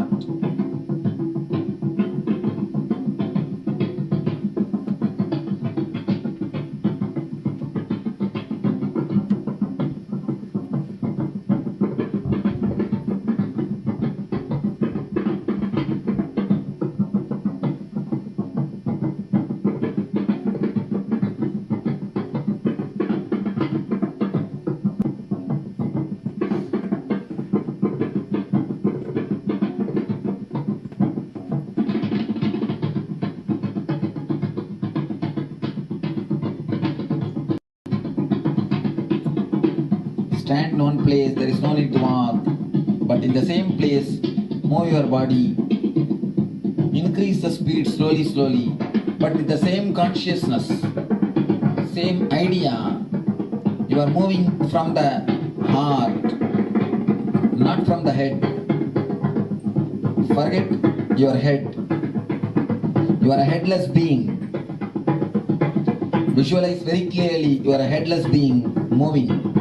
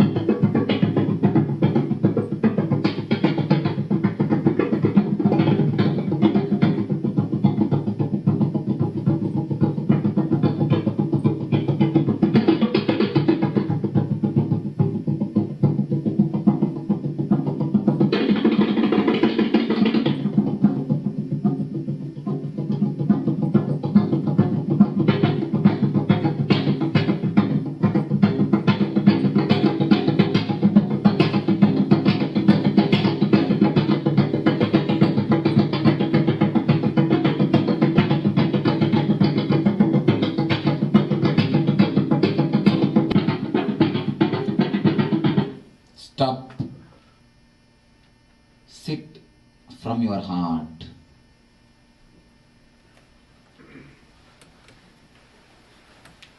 Just be without head. Sit only with your heart.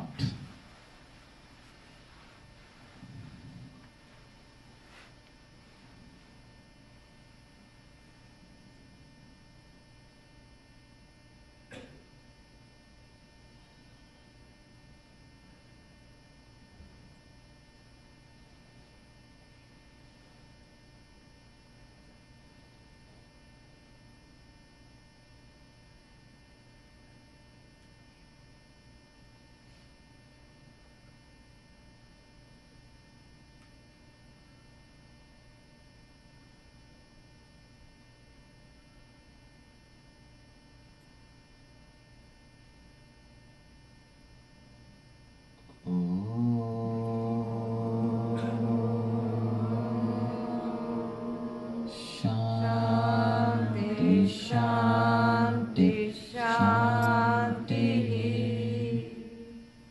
Relax. Slowly, you can open your eyes.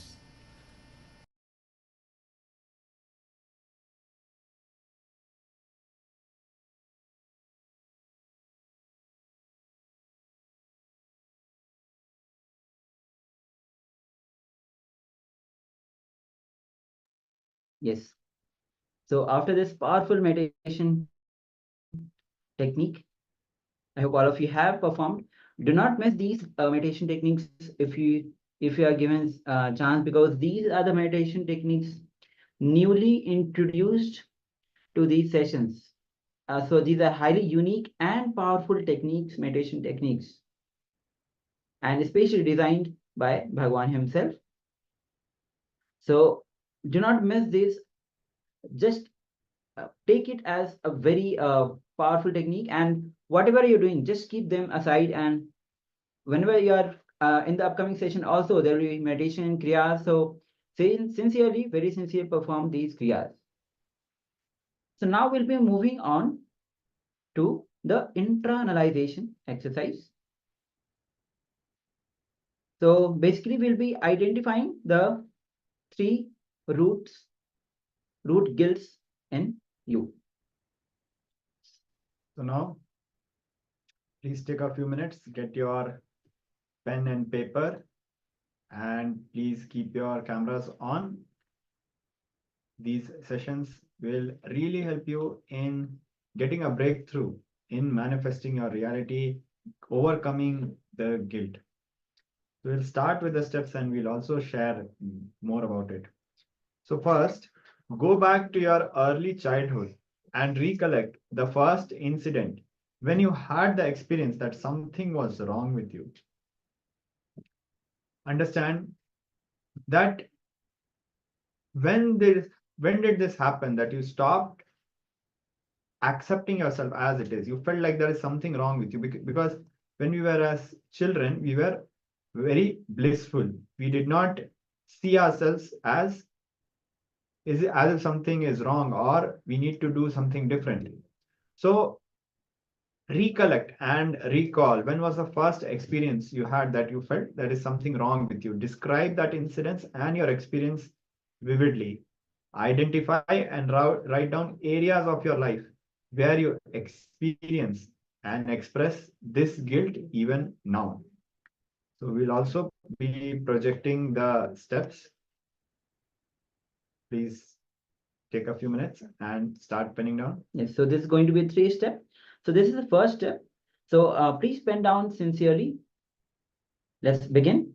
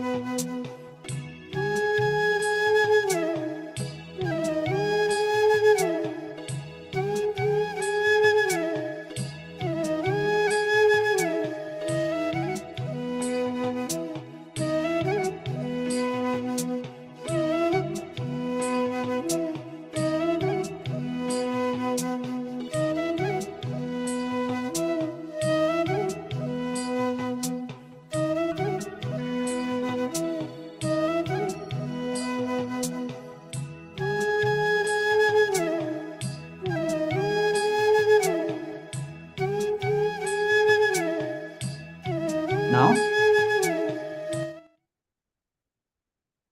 we'll be moving on to the second step of this exercise. Make sure that all of you are sincerely participating in these exercise.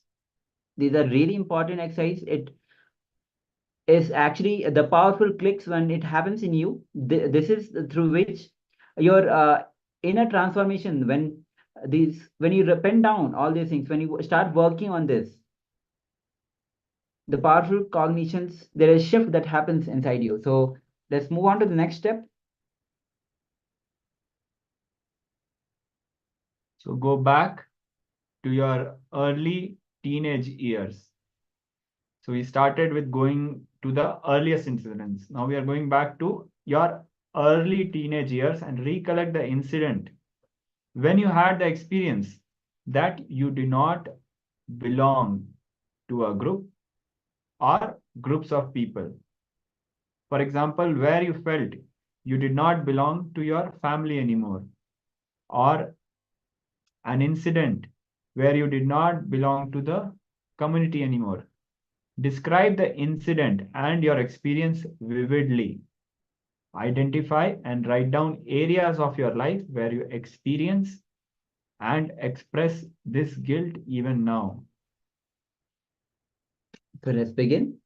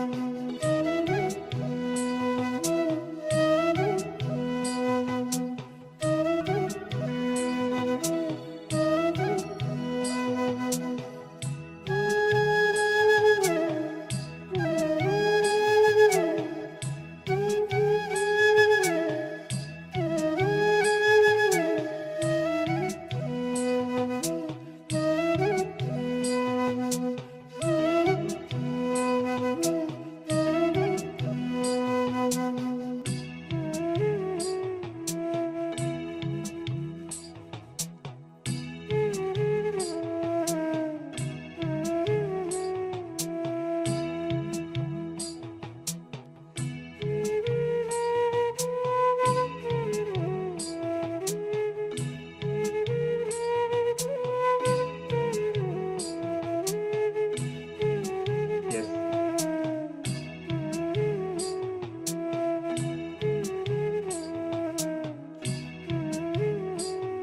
Yes, so now we'll be moving on to the next step of this exercise.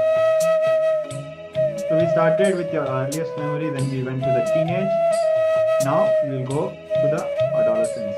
So go back to your adulthood years and recollect the incident when you had the experience that you are all alone in life from now on. Describe the incident and relive it, experience it vividly. Identify and write down areas in your life where you experience and express this guilt even now. We are also projecting the steps. Please take a few minutes and do this step as well.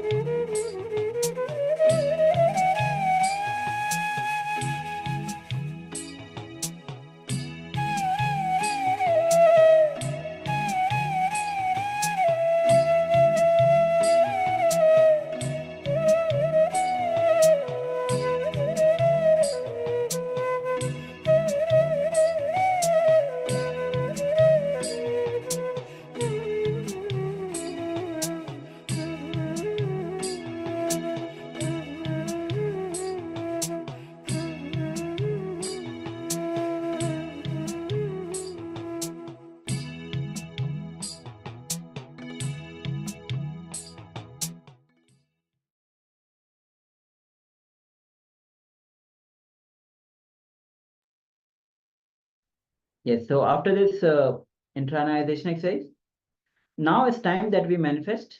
We'll be moving on to power manifestation. So in the previous round, we saw we manifested the power of third eye with breath. Let's move on to the next round of this power manifestation. So we are today manifesting the power of third eye with breath, seeing the picture and drawing it. So now let's enter into the next round. So while we start the next round, and while all of our participants are tying their eye bands and getting ready, let us understand that every time we do the power manifestation, we are actually progressing towards more and more completion. And every time we do a completion exercise, we do an internalization exercise, any click happens, it will manifest as powers. So more powers will lead to more completion, more completions will lead to more power. While you are manifesting, the power completion will happen. That is also the case. So we sincerely request all participants to participate in all these sessions, and you might find it a bit difficult to correlate. How can the completion with guilt be helpful in me manifesting the powers of blindfold reading? You might think, how are they even related? But just surrender, just participate in this round, and you will see the difference. With more and more completion, you'll see the more and more power manifestation will happen. And the best part, leaving everything aside, when you manifest powers, you will experience oneness with Paramashiva, you will experience oneness with Swamiji.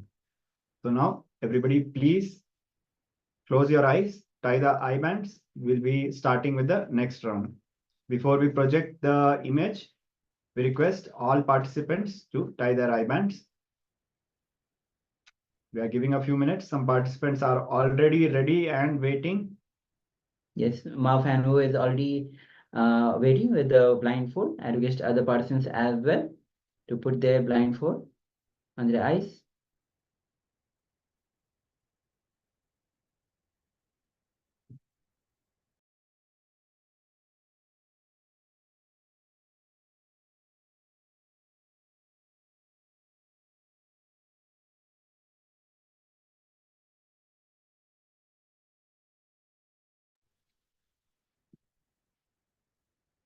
So now we'll be projecting the image.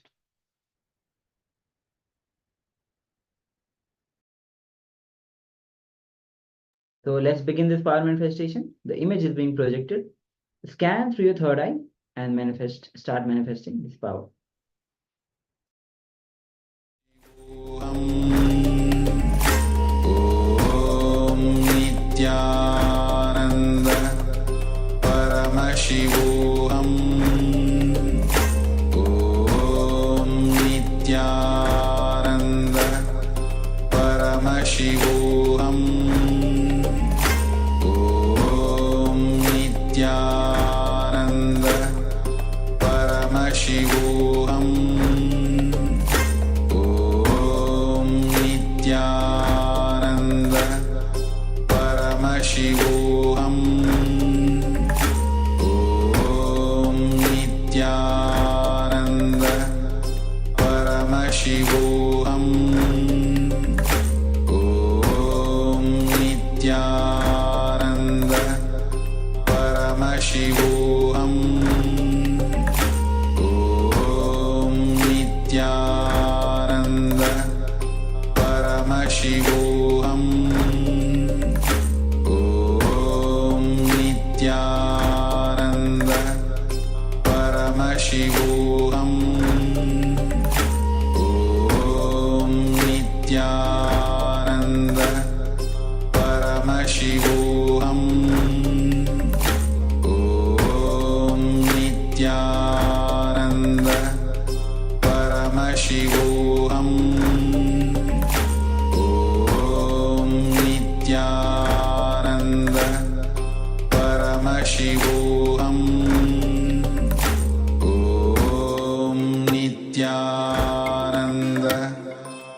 Paramashivoham. Om Nityananda Paramashivoham. Om Nityananda Paramashivoham. Om Nityananda Paramashivoham. Om Nityananda Paramashivoham. Om Nityananda Paramashivoham. Om Nityananda Paramashivoham. Om Nityananda Paramashivoham. Om Nityananda Paramashivoham. So all of you can relax now. You can remove your eye bands from your eyes. And let's start penning down what was revealed to you. You can sketch, and also you can put your revelations in your on the Zoom chat. So all the participants, please put your active participation in the power manifestation and the intra, and also the whole throughout the sessions. So put your revelations in the Zoom chat.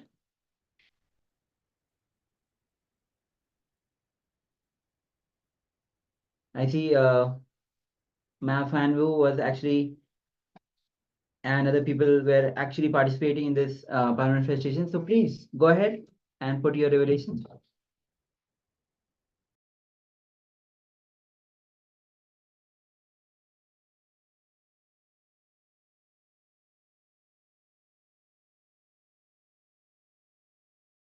So please go ahead.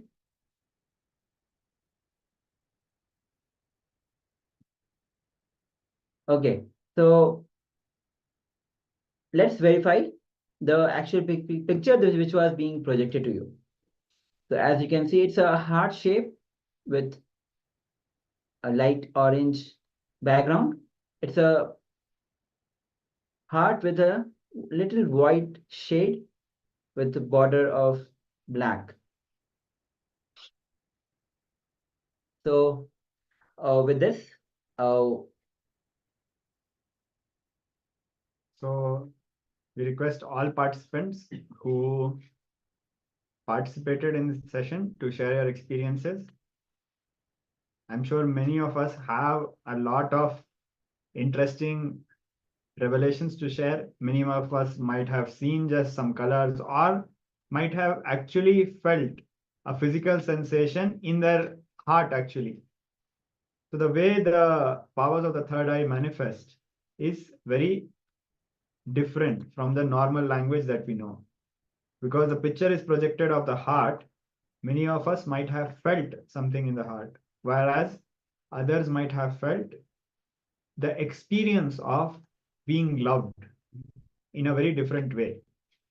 So it is very important that we share and cherish these moments, because the more and more we cherish these moments, the more and more deeper the power manifestation will happen. And ultimately, the more experience of oneness with Paramashiva, oneness with Swamiji will happen. yes. So with this, now we'll be moving on to the next segment. So this is a very important segment where Swamiji himself will be revealing about the guilt and how having guilt and carrying the guilt inside you for a long time can result in a physical disease. Yes. You might wonder how guilt can actually result in the physical disease. Please understand that all the diseases which you go through, as part of it can be a result of your guilt also. So let's hear from Bhagavan himself, and he'll be guiding us through how to grow out of it, how to care for these physical disease which has been which is due to the guilt. So let's hear from Bhagwan.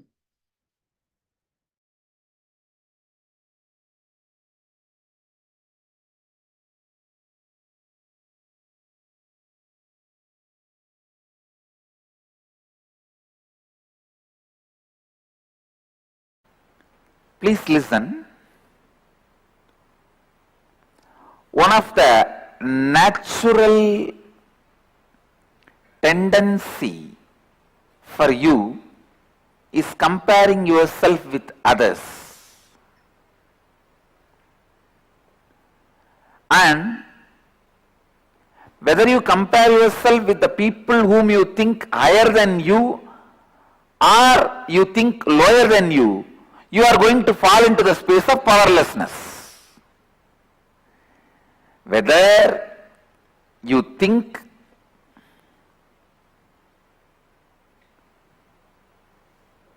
there are some people who are higher than you and you compare with them, or lower than you and compare with them, both the ways you will fall into powerlessness.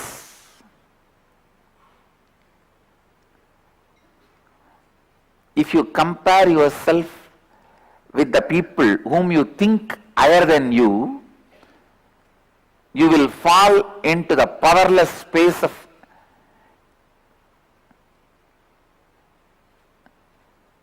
guilt,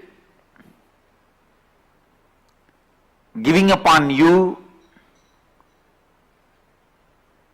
the idea you are not worthy enough. You will fall into all these powerless spaces.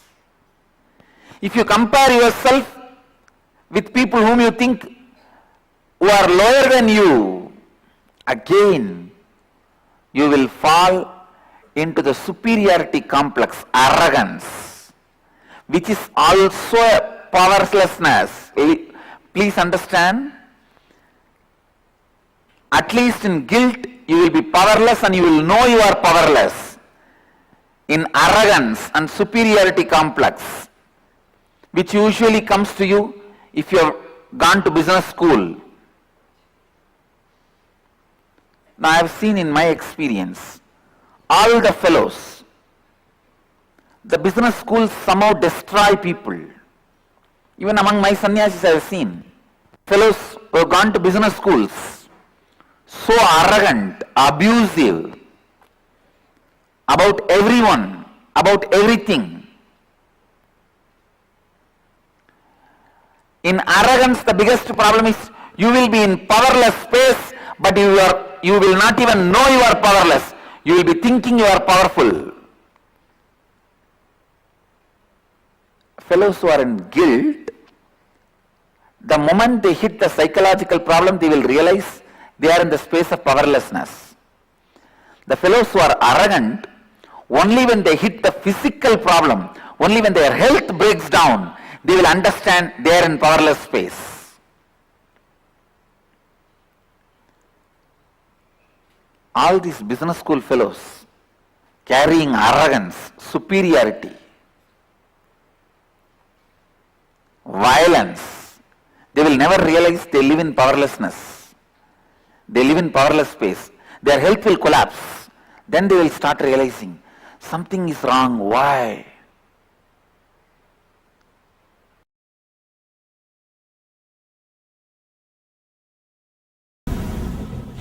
Same thing happens in our life psychologically. It is not always regard to physical disturbance or physical ill health, but psychologically you get disturbed.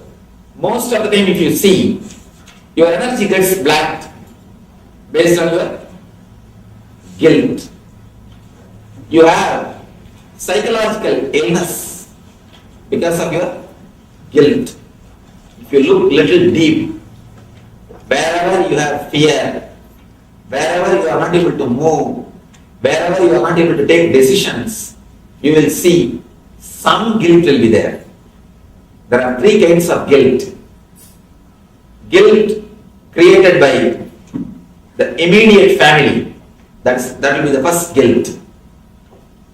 Your father, mother, and your family. Second, guilt created by social laws. That's a second layer.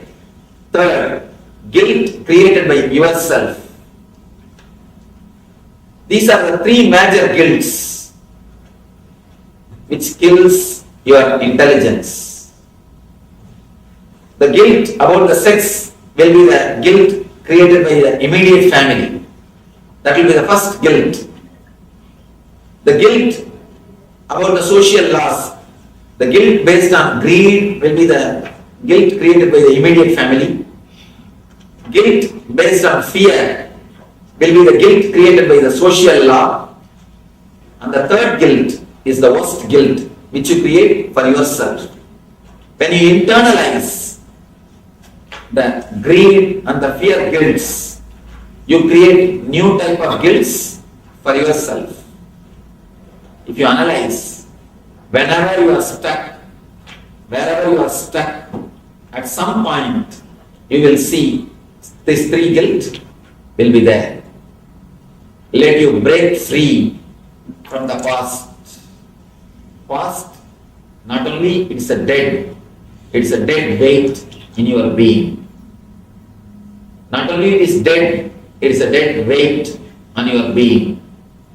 As long as you have guilt, you can never proceed, you can never have deep, blissful life. Be very clear, you can never be moral based on guilt. If you are based on guilt, all your morality is skin deep. It is time to be mature.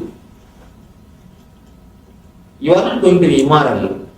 Just if you understand that the rules are created for our own sake, are you going to kill your next person? If somebody says you will not be punished, suddenly, for example, you come to know no punishment in this country for murders. Do you think you are going to kill the next person? If you are going to, then be very clear, you are just immature person. You are not grown up. If you are going to do that, you are not grown up. Then your life is not worth living. You are much worse than dead people. At least dead people don't disturb others. But living dead always disturb others. You are living dead. You are not even dead. People ask me. Throughout my life, I stayed only in the graveyards. In my wandering, I used to wander all over India. 9 years I walked length and breadth of India. From Tapovan. Tapovan means Gomukh. From Gomukh Tapovan to Kanyakumari. And this side, Ahmedabad to Gangasagar. Length and breadth of India I walked. I always stayed in the graveyards because I don't have to make my reservations.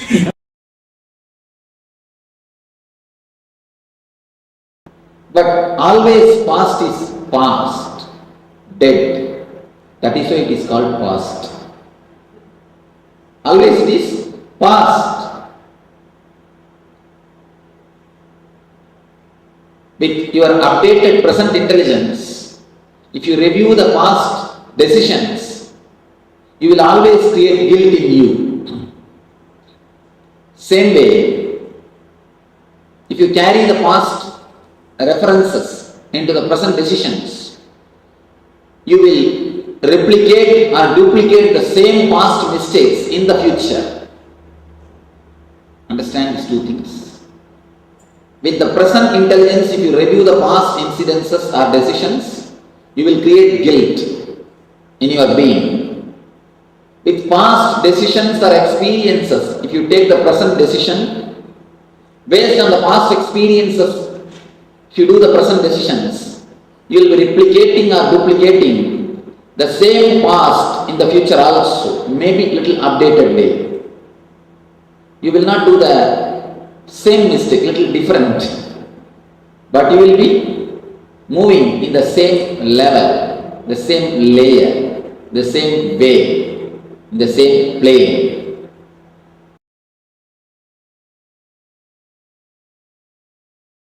We are going to work on the next layer, the guilt, the greatest enemy. Many people come and tell me, Swamiji, my wife is caught by the ghost.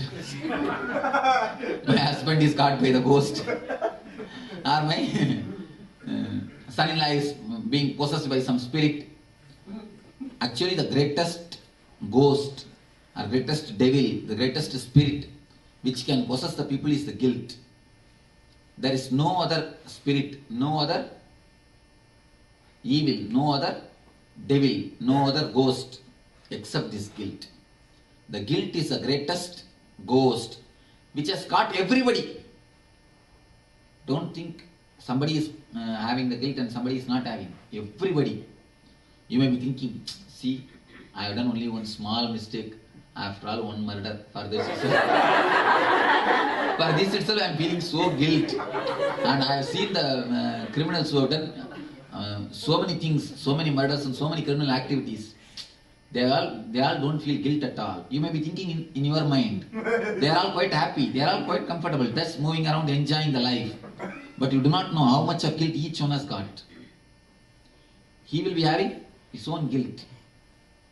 So never think only you have guilt and somebody else is not having. Everyone has got the guilt. Let us work into the guilt.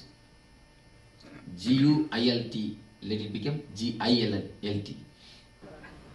Now, start writing separately, express the deepest wounds created created to you by the society, the guilts.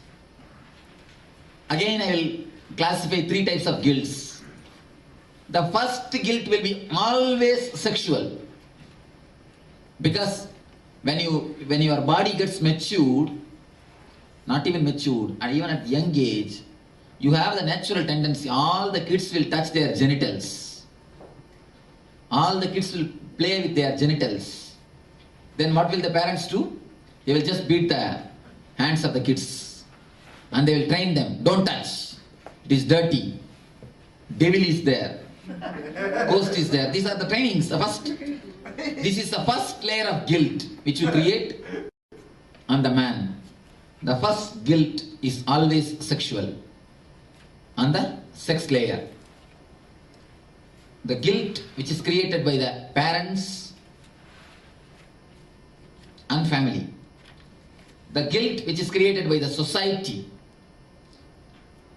Always the family creates the guilt about sex. Society creates the guilt about the violence. See, there are so many rules with which you need to live in the society. Instead of giving understanding, they just give it as a guilt. They just give it as a hell and heaven concept. If you do this, you will go to hell. If you do this, you will go to heaven. If you are really moralistic, then you will be having more guilt.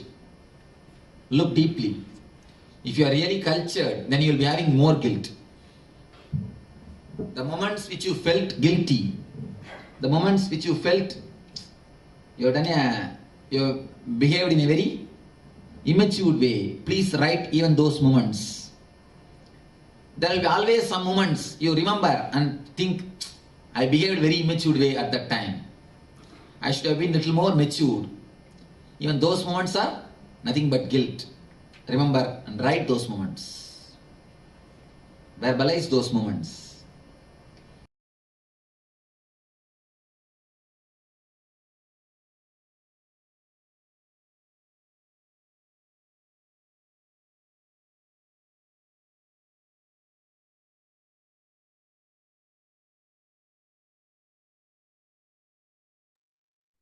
Yes. So a very powerful revelation by Bhagavan. I request all the participants to switch on their camera, participate in the sessions, and be in the listening mode. Today we are having the sessions related to guilt. Now we are going through the sessions of guilt. So I request all the participants to switch on their cameras and participate. I have the active participation.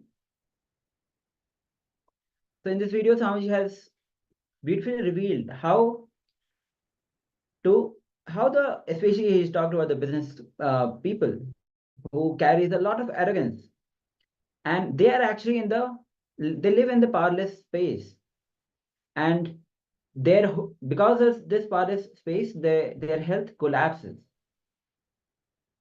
And when most of the time, due to guilt, most of the time the energy is get blocked due to the guilt, which results in the psychological illness. Then you're not able to move forward, you're not able to take decisions. And in the same way, there will be guilt in everybody. There's nobody in the world who is not having the guilt. So there are three layers of guilt that Swamiji described. The first layer is always by the family, is always sexual guilt created by the family and the parents. The second layer is by the society, the violence, the rules that is given to the people, the rules that is given to you, the morality.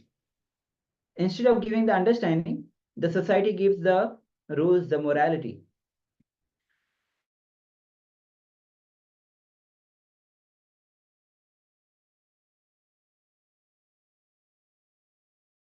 By yourself means when you mix these two layers of guilt and create your own guilt, and then the Swami say that you actually master the making the guilt for yourself. And when you are in guilt, you actually kill your intelligence. So based social laws, the society puts guilt in you based on the fear. And the third is the worst, which you yourself put yours in the guilt, combining these two layers. So now we'll be entering into a very powerful session, very powerful internalization exercise. So I request all the participants to be present in the camera. Find a place for yourself where you can actively participate in this step, in this kriya. Basically, this is going to be a kriya where you'll be performing few postures which is required. This is a cure for cancer. So let's actively participate in this kriya. So I request all the participants to be switch on their cameras. Find a place where you can easily perform this kriya. And also those whom you know they are actually suffering from this physical condition, especially. So please invite them also.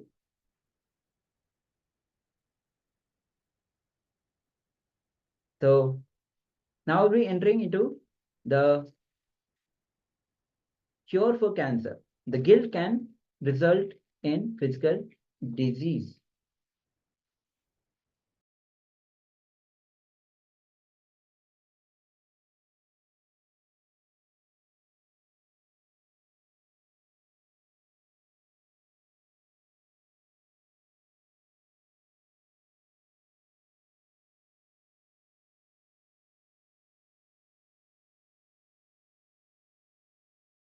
Yes, so now please turn on your camera. Ma Shukrendra is saying that I will turn on the camera later. I'm doing completion right now. But I request all the other participants, please switch on the camera. Actively participate in these kriyas. These are very powerful kriyas, and these kriyas are actually introduced to the session for the very first time. So it is really important to participate in these kriyas, specially designed by Bhagwan. So now we'll be entering into this kriya. Let's take few moments as you find a place where you can comfortably perform this kriya.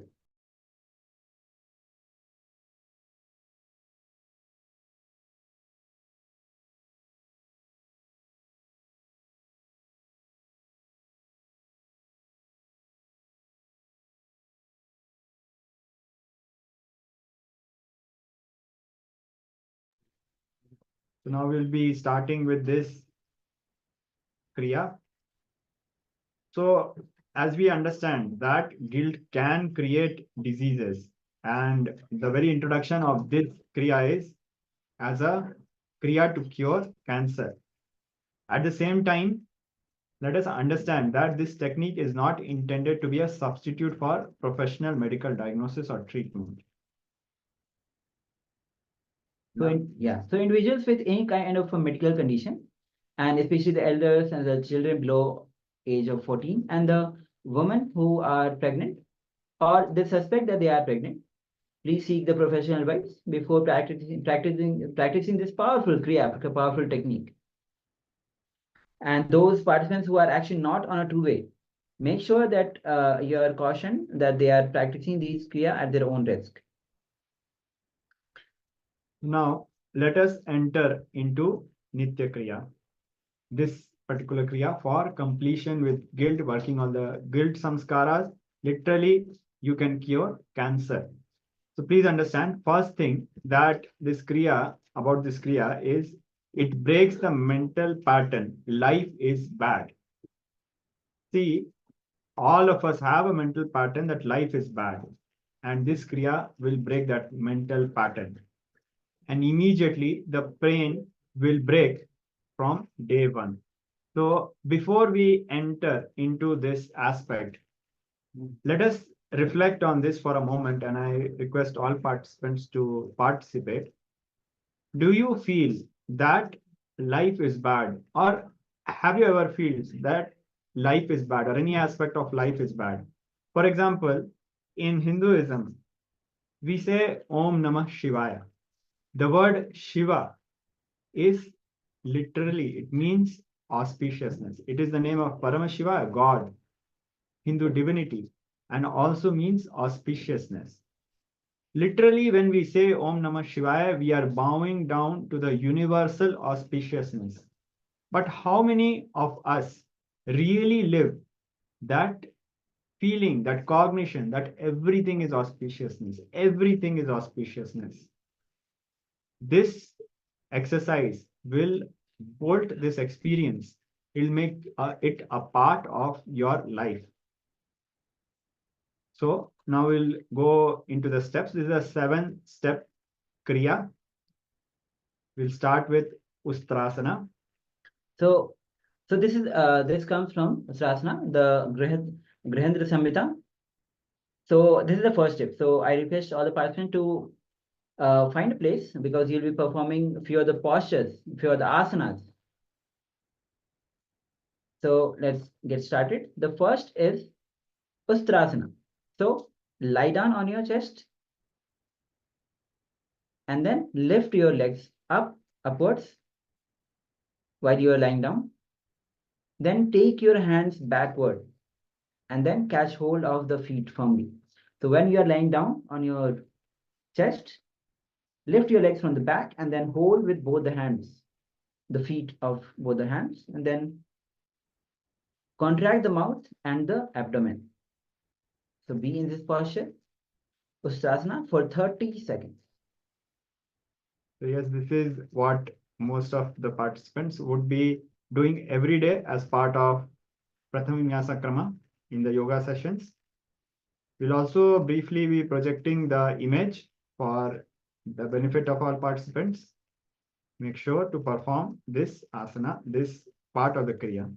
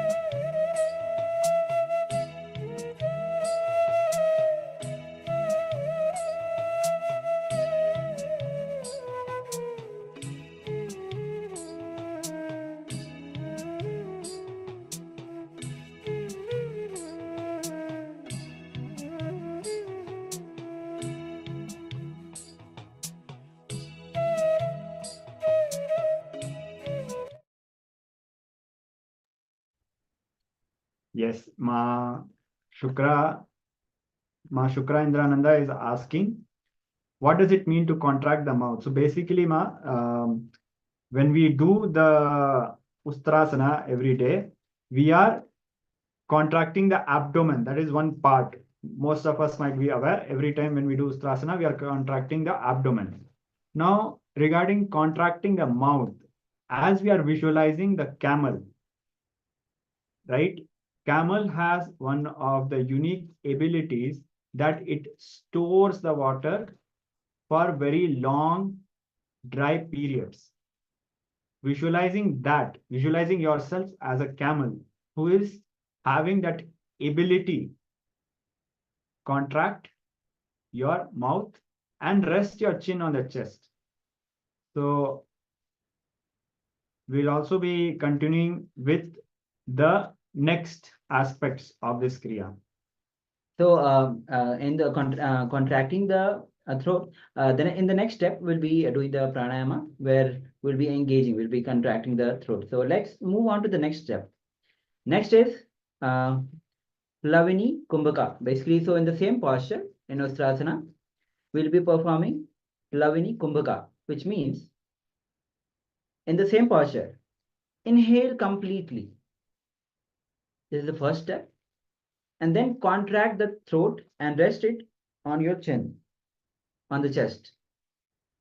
So this is one of the variations from the basic Ustrasana. We are progressively doing variations and we are doing the Plavani Kumbhaka on top of the everyday Ustrasana which we are doing. Yes. So the first is inhale completely. I'll be projecting the slide. So let's, as you can see in the picture, it's the same Ustrasana.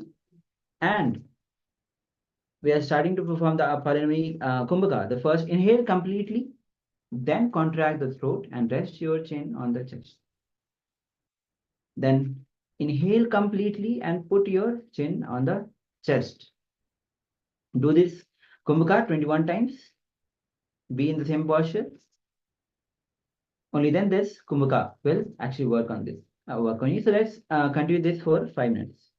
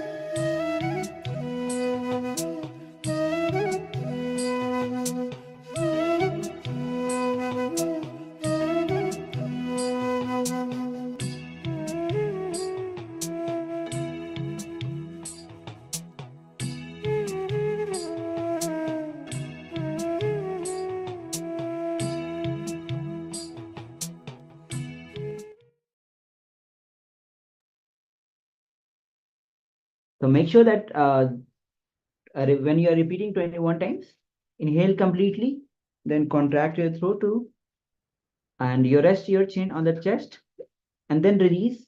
Again, perform this Kumbhaka 21 times. So let's continue.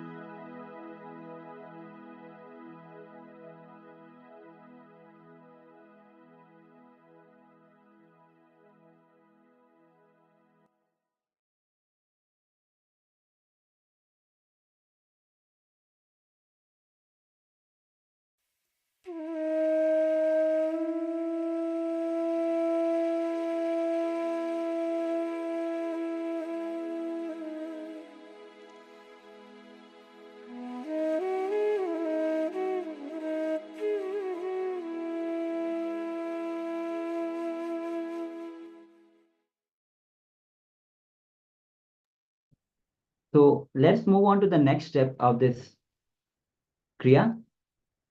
And now in the same posture, we'll be performing Murchana Kumbhaka.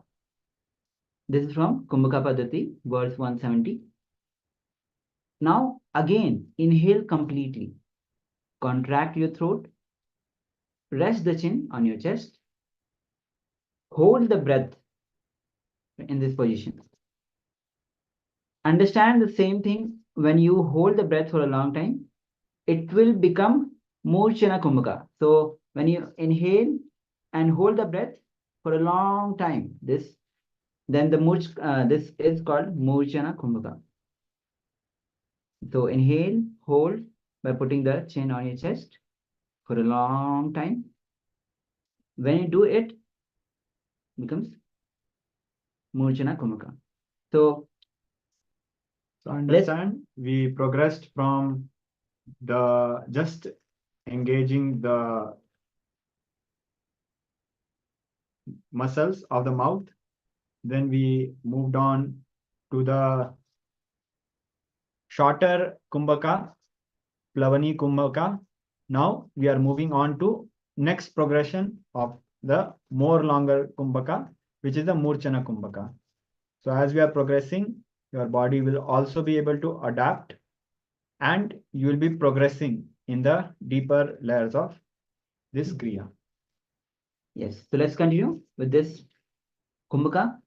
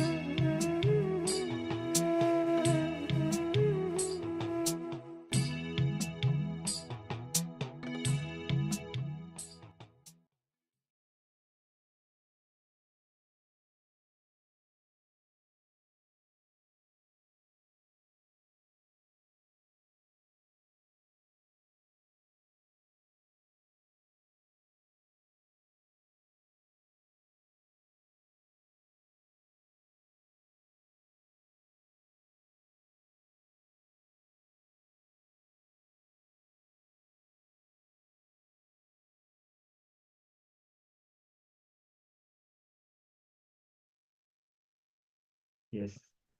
So now we'll be moving on to the next step.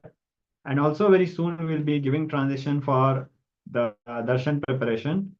But before that, we will do one more step of this kriya. So now we are projecting the next step. So the asana, we are moving to the next posture actually. And the posture is where you place the toes on the ground and raise and sit in such a way that your anus touches the heels. So basically, with your toes tucked, sit on the perineum. And then you can rest the knees on the ground.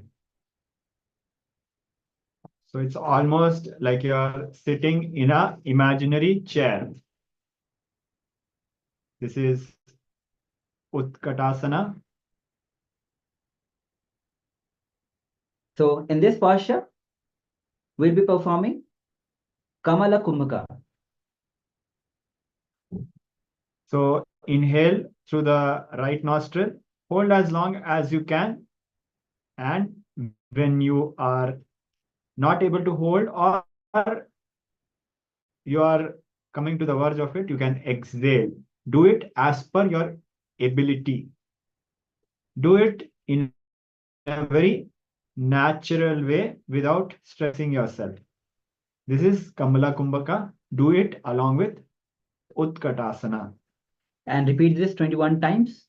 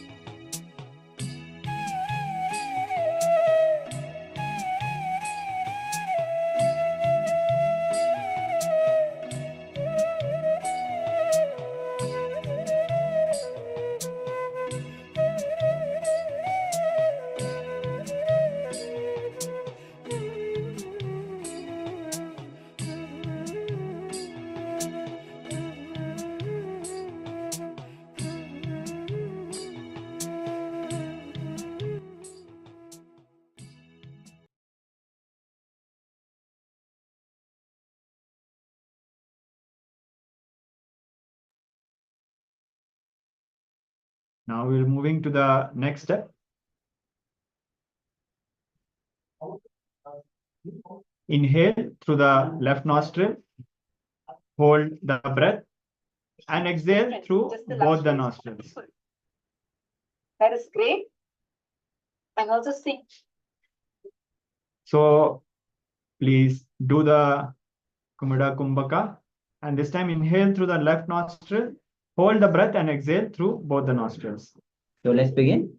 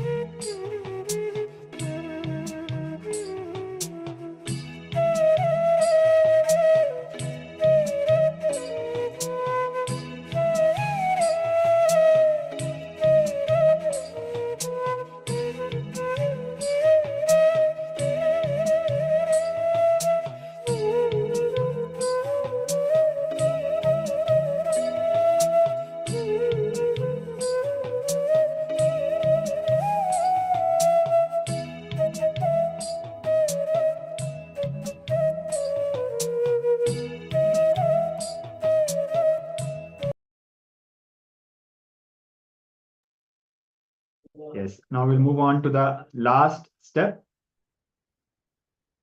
Inhale. Now we'll be doing the karma netra kumbhaka. Inhale through the right nostril. Inhale through the right nostril. Hold the breath. Then without releasing, inhale through the left nostril also. Hold the breath. Then exhale through the right nostril. Hold the breath. And then again exhale through the left nostrils. This is a very powerful process and creates subtle energies. Yes, so I hope all of you have understood exactly what you need to do. Inhale through your right nostril and then hold the breath. Then without exhaling, inhale through the left nostril and then again hold the breath. And this moment of time, you have to exhale through the right nostril. And after exhaling, hold the breath again. And then exhale through the left nostril. So let's continue this for 1 minute. This is the last step in the Kriya.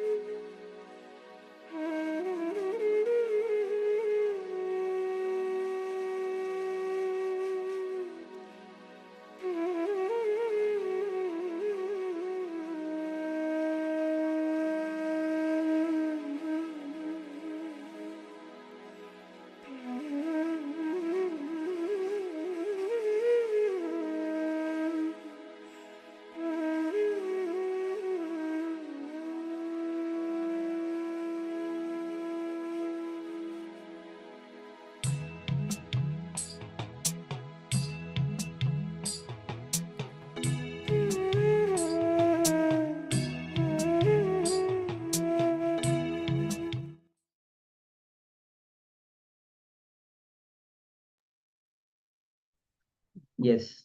So now we have come to the conclusion of this Kriya. So now this is the time the darshan preparation has already started. And Swamiji will be coming live for giving darshan and blessing the people all over the world. So we'll be moving on to the darshan preparation. So I request all of you, invite your friends and families for the darshan. Whoever you know, if they are struggling with something in their life, they want to manifest in their life. They are suffering from some addictions. They're not able to get out of it. They are feeling stuck in some ways. This is the best time. This is the best thing you can do to them. Bring them for the darshan. Let them connect with the Swamiji. And this is what the best is. And this is one of the best ways, as Swamiji has again and again told, enriching is the best way to to get enlightened. The moment you start enriching, you manifest oneness suddenly. So with this, I request all of you to start inviting people for the darshan. So now we'll be moving on to the darshan preparation. So let's move on. And is asking, how can we use that conscious experience for ourselves?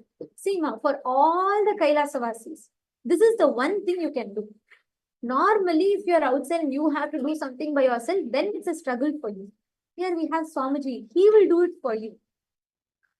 Do it because Swamiji told. See, whatever pattern you're stuck in, right? Any pattern, you can actually post. If you're comfortable, you can post it in the chat. Whichever pattern you feel you're really trying, but you're not able to have a breakthrough with, just sit and try this one thing, okay? Just